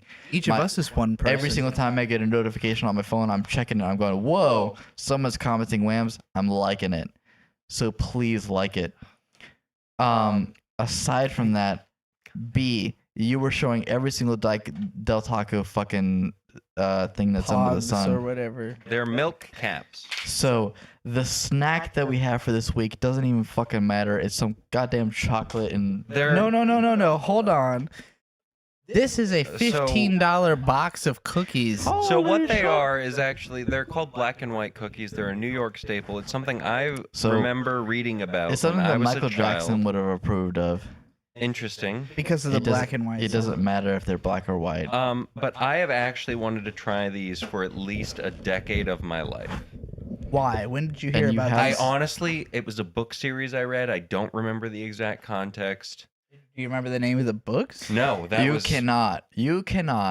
Bird read about Introduce. black and white cookies in a book and doesn't remember the book. You cannot introduce the idea of reading about black and white cookies in a There's book and only not give 8 any cookies. context. It's a $15 box of 8 cookies. They are Because- kosher for listen, Passover. They are kosher for Passover, You can't and get- they have Yiddish on You the... can't get the mixture of black and white without it being $17. Oberlander. I will... And actually, they had similar... Beatrice, You want to read the... Beatrice, you're Wait. getting a little heavy into this. B. Can you hold this up to the camera? You want to read the back? Camera's farther. During this family-centric up. holiday at Up. Oberlander, What are you doing? we Hold it up. believe nothing transports Where do you you to want your it on happy The place. camera! Where? Did you just Up there! You want it like right in the camera? The whole. Yes! Okay, look, that one's very chocolate. You should have Yes. this one. It's Okay. very chocolate. Thank you. Did you Hand drop it back it to on me. the ground? No, this one. During this family-centric I felt holiday, hair on it. meaning Passover, at Oberlander, we believe nothing transports you to your happy place like delightfully classic baked treats. Made with original recipes and created with honest to goodness, So- simplicity, and authenticity. Above all, with a trusted heritage and a passion for Passover. Without compromise since 1947, Oberlander is a brand you can bring home with confidence, share with others unreservedly, and reach for instinctively as your go-to for baked goods So- that satisfy with simplicity, gratify with rich, delicious flavors, and always hit the spot. What angers me about the last like 17 words you just said is that every company says the same fucking things. Right? It's just the Absolutely. same fucking things. We're the snack you look. should get. Look, there's a cookie right here. So It is 75% covered in chocolate, I will say mine is more 50-50. It's not and- quite. 25% chocolate covered in Mine whatever was this white literally is. the opposite.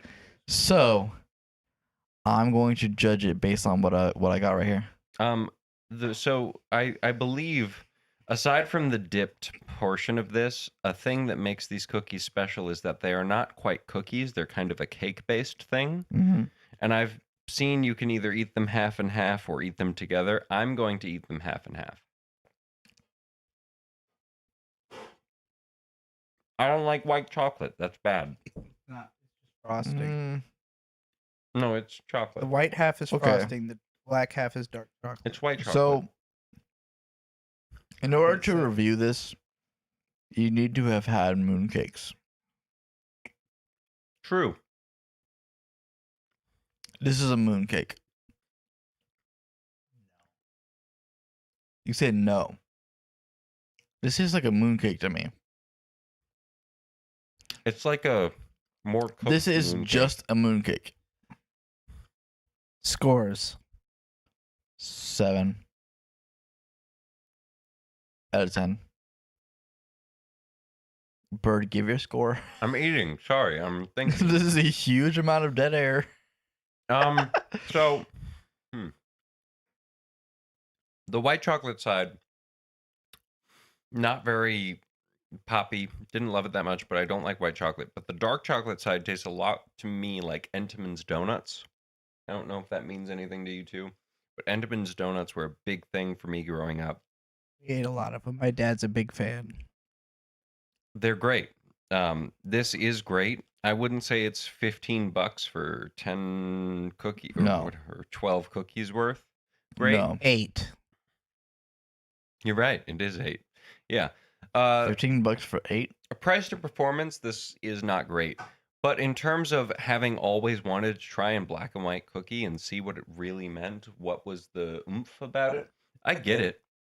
I'm sure there are cheaper functions of how you can get these that taste better. I don't think they taste bad. I think they taste good. It's an interesting thing to experience, and I'm glad to have experienced it. So I would say probably 6.5. I've never Yeah. been angrier about anything in my fucking life. Whoa. That is not true. This is a Whoa.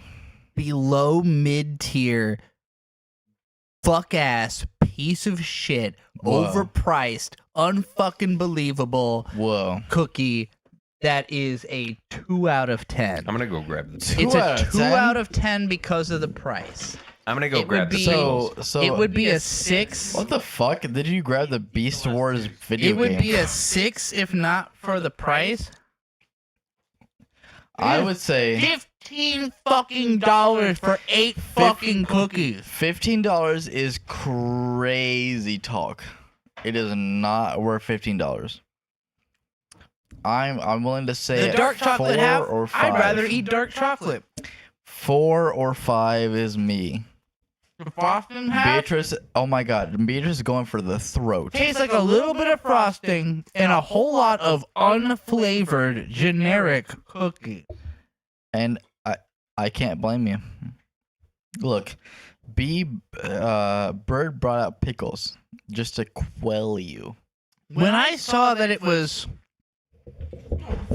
I mean, Gary When we always picked up this said, box "Be, of are you cookies- drunk?" Yes. when we picked up this box of cookies, my first thought was, that's very few cookies. Those beers were strong. We When I don't picked have a up lot the of box- clearance for getting back into our spots. When I picked up the box, It's a window. my first thought was, that's very few cookies. Then we paid for them, and I thought, wow, those cookies are expensive. They better be the best cookies I've ever had in my life. They taste like if you got the most cheap and generic cookies you possibly could, slathered a little Okay. frosting and a little chocolate Yes. frosting on them, and ate it. I get exactly what you're talking about. The best thing I can say about them is the texture is pretty good, and the flavor that And- stays in your mouth. And Yes. when we're talking about cookies is hard. And chocolate is hard. We're just talking about chocolate and cookies. What? Chocolate and Chocolate. cookies. Fuck me in the ass. Cockies? Fuck me in the ass. Not even khakis. Chocolate. What the fuck am I trying to Chiclets. say? Fuck. Chocolate. Take a and back coo- seat. Let Shade hang himself. Shut the fuck up. When we're talking about chocolate and cookies, it's really hard. Chocolate is one of the biggest brands in the world. Chocolate's not a brand. I Shut agree. the fuck up. Shut the fuck up. When we're talking about chocolate, Shade's going serious now. there's Chinese chocolate, there's Indian chocolate, there's Okay. African chocolate, there's European chocolate. What's the best chocolate you've had? My dick? No, that's a serious question. The best chocolate I've had is You know, you named all these different chocolates. From where is the best chocolate you've had? I'm gonna raise it to a 3 because the aftertaste is really. Yes, it is. I don't know. I have to taste more chocolate. There you go. I'll even raise it to a 4 because the aftertaste is really good. But But- $15 for 8 cookies? What the fuck are we talking about? So Sweetheart, $15. we bought Come a Passover on! brand. That's So why they were so $15. expensive. You should $15. not be eating these if you are not literally having a bar mitzvah tonight. The minimum wage. I agree with that. The minimum wage here in Virginia is $12.80. Yeah. So a little bit above the minimum It's an wage. hour of work plus. It's a minimum wage. Oh my god, I had to pee. Over an hour of work. Imagine working at your job for an hour to get 8 average cookies. I don't put them at average. Would you put them A how little- far above average? But what was your score? What is average count? What was your score? 8. The best I can possibly give these is a 6. Okay. And that's me being like, if money was nothing to me, if I didn't care about $15 for 8 cookies, if that meant nothing to me, the taste is fine. I would even say good. It is not as good as the beef jerky. It is not as good. No. Now you're doing apples to oranges. It's not as good as the Wegmans brand Takis. You're again doing It's apples not to as oranges. good as. This is not a It's fair the snack comparison. section. I understand it's the snack section, but this is a sweet snack. You're comparing this to things. Okay. What's your favorite sweet snack you've ever had? It's that dried mango or those, what were they, cinnamon sugar Takis? You want to try? I think those are. Honestly, I think those might be better tasting than the dried mangoes. It's the price to performance that bothers. Price to performance, I don't think should be as much of a factor. I think it matters a lot with snacks. I think it can matter, but I think in this specifically, this is a specialty product. Hand me another one. Because the taste is still in my. I will give them the best thing I can say about these. The taste lingers forever. They're good. No, I genuinely think these are good. I tried the white chocolate bit first and I didn't like it, but now we're getting into the point where the one I'm about to grab is mostly dark chocolate and less dark chocolate. And I think this is about to be a banger. I'll say this. The textural experience is enjoyable, especially because my teeth are fucked and everything I eat normally hurts and this doesn't hurt my teeth. And that's It's the a other miracle. thing. These are not traditional cookies. Most of the time, black and white cookies are like a cake-based cookie. And you can kind of get that with these. I don't know if you feel as much. Eating just the frosting part, it's not white chocolate. It's frosting. It says that on the box. Well, I don't know. Whatever. Eating the frosting part is completely unremarkable. Eating the dark chocolate part is way better. That's not what I'm sticking with because you can achieve both of those very easily. The texture of the cookie is not something I've ever had before. It is a cake-based cookie. It's a softer, cakey cookie than I've I quite enjoy that. It's not something I've ever really had before. It's very interesting. Texture over taste is the Josh Weissman thing, and I think this beats texture of a lot of cookies I've tried. I got you some kind of fucking Wiseman shit. What do you mean by that? You fucking white piece of shit. Ooh, Josh Weissman or half the cookie? Wiseman. Fucking white. Wiseman I will just means say, white man. I don't enjoy Josh Weissman videos. Do you know as what much as I Weiss used to. is in German? White man. I thought I was the white people hater on this show. What the fuck is going on? What No, the fuck is happening? In a literal perspective. Because I went to the bathroom and I got drunker than I was before. That's crazy. I enjoy Josh Weissman videos still, but He needs to stop wearing gloves. no, that's not Start even a feeling point of this. contention I have. Start feeling the meat. That's all. No. Josh Weissman has felt more meat than you ever will in your entire life. Because he's gay. Sure. But no, like, from someone who has handled a lot of meat, literally and figuratively, having the gloves does make a big difference. If you're processing meat, it really helps. It's fucking cold. No, it's not that. It's a matter of. I gotta go pee. I have to figure out how I really feel about these cookies. Thank the Lord. It's just fucking cookies. I don't know. This is Act B. Please be careful. This is the most 6 out of 10 thing I've ever fucking. It's just cookies. Everything's falling. How did she do this? Shade, what do you think about these cookies? They're fucking. It's a 6 out of 10. It's just cookies. I gave it an 8. 8? I did. It's because it's something I've never really tried before. I really enjoy it, and they do the dark chocolate well. But more than anything, it's the cakey mix of it. But anyway, before she gets back, let's try the fucking pickles. Cause Pickle. pickle. You ever seen the video where it's like this guy, and he's like, Y'all have I such actually- similar like drunk tendencies as each other. I actually need to kill myself right now. But no shade. No, I need to keep doing WAMMBS. There's this video I where train these people to handle their liquor. I'm not even a handle their liquor person, but I do it slightly better. This is great. Hang on.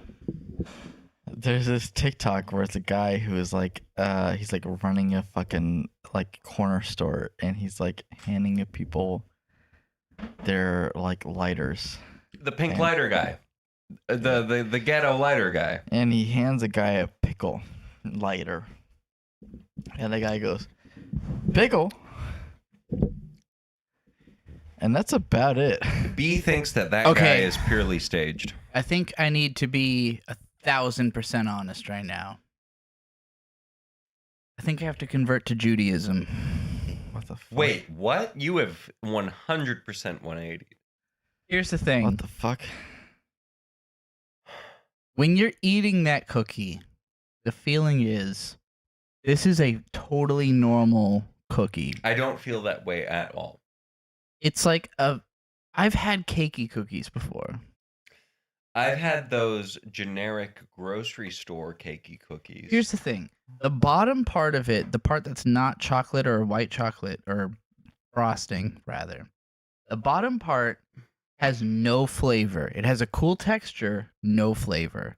All the flavor you get is from the chocolate and the frosting.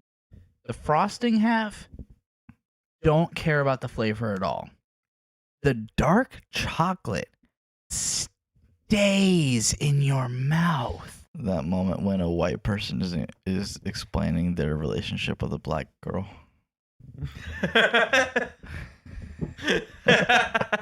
I'm trying not to use words I shouldn't use on your show, but what are you talking about? I brought up the pickle so we could move on from this, but I'm really legitimately the dark chocolate staying in my mouth because I just went to the bathroom and came back and I'm here now. It's been probably almost 5 minutes since I took a bite. I still fully feel the flavor It's of dark good, isn't chocolate it? covering my whole mouth, and it is really good. All I think I happy. feel I is can't the believe you alcohol. gave this a 2. I think I might have to give it an 8 like you did, Yeah. but it's because I'm so mad at the 8 cookies for $15 is Again, insane. we could have bought these. Can I have the other half of that Yeah, I one? don't care. We could have bought these cookies for a lot less. We just went to the ones that made sense at Wegmans. You ate the frosting half, but Yeah, I want to try it by itself. it's not great. It's good. It's a cookie. Yeah. The frosting half, the cookie texture is the only part that's remarkable. Yes, it is. That's again. I have had frosting. I've had dark chocolate. The cookie half is the thing that stands out to me.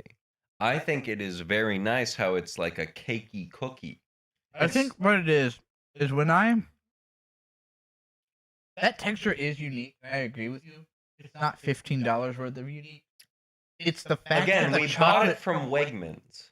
There is a place we can get this kind If of you bought cookie. these where they're supposed to be bought in New York City, they'd be $25, $30. If we bought an 8-pack, yes, but also if we bought them from New York City, they would probably be a lot bigger than the cookies we were Want buying. the rest of that one? Yeah, I do. I think the fact that the dark chocolate actually tastes so good and literally doesn't leave your mouth. I could drink. Hold on.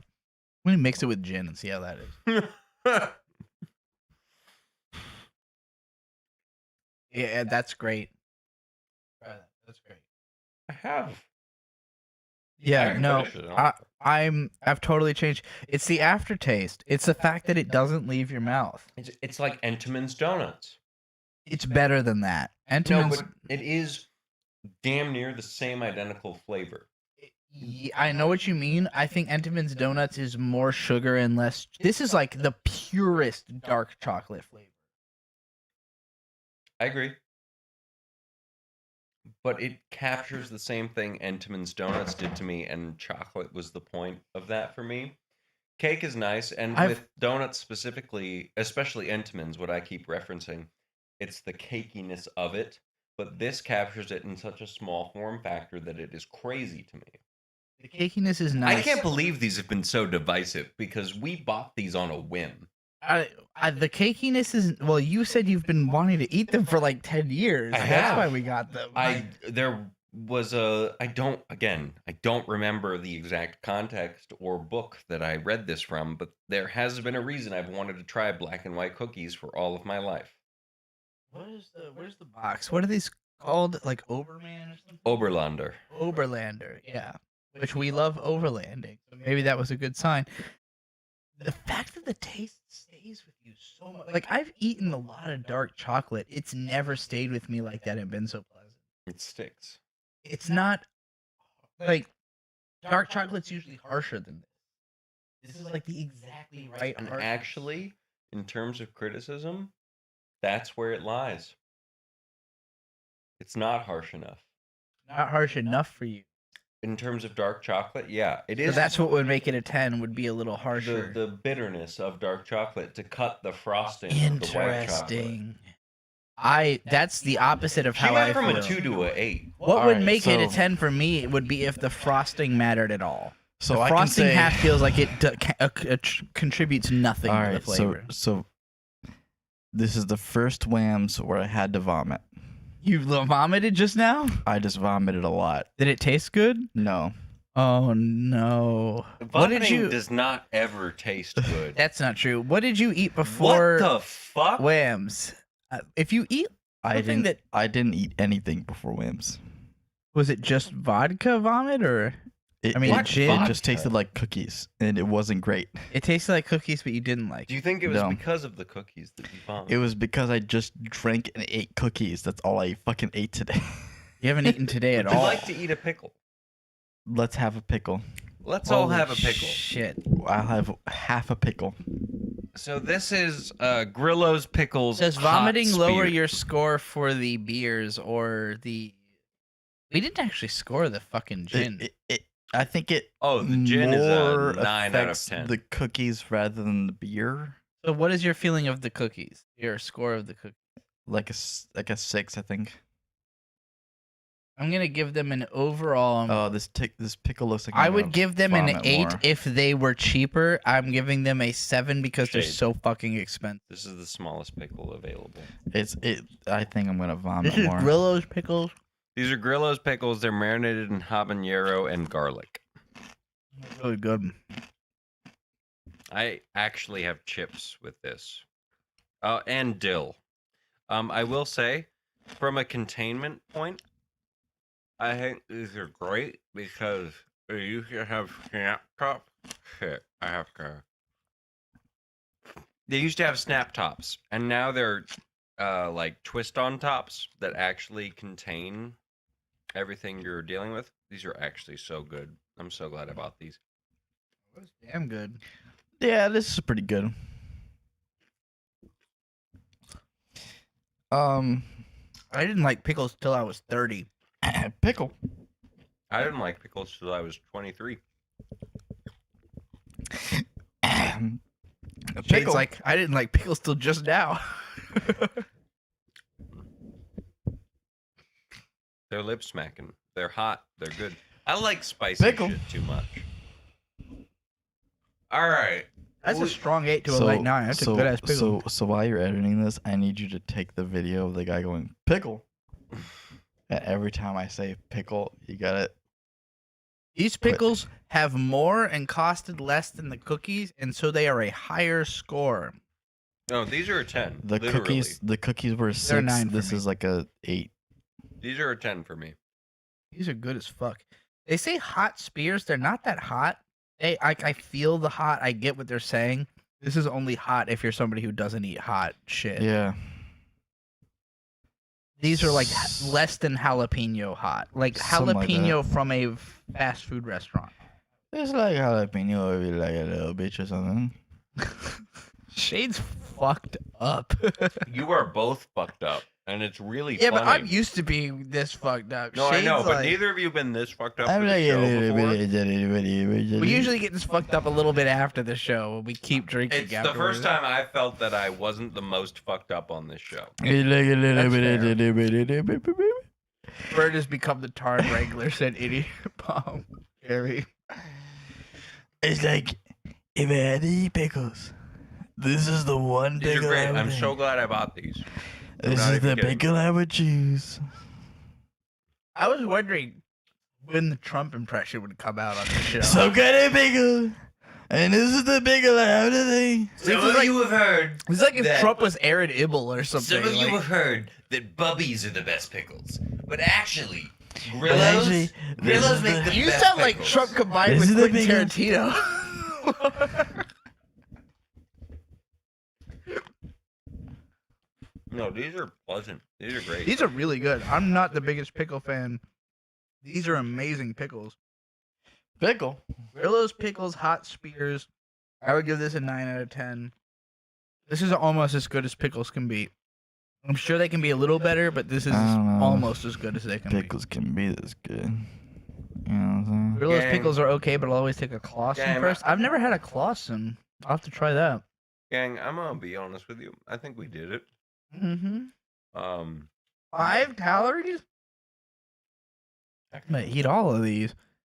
Yeah, one Fuck. serving is 1 spear, and they only have 5 calories. That's crazy. So do you in the I think more. we did it. Shade is. They also the have most no done I've nutritional ever value. seen him be on All they one of have is these. sodium and calories, and that's it. What are you eating pickles for? Yeah, Shade's done. Shade's completely done. What are the pickles for? Thanks everybody for watching WAMMBS. It's WAMMBS. Thank you. Did you score the pickles? 6. You said Okay. higher than that. I did not for the pickles. You want another one? No, No, he didn't.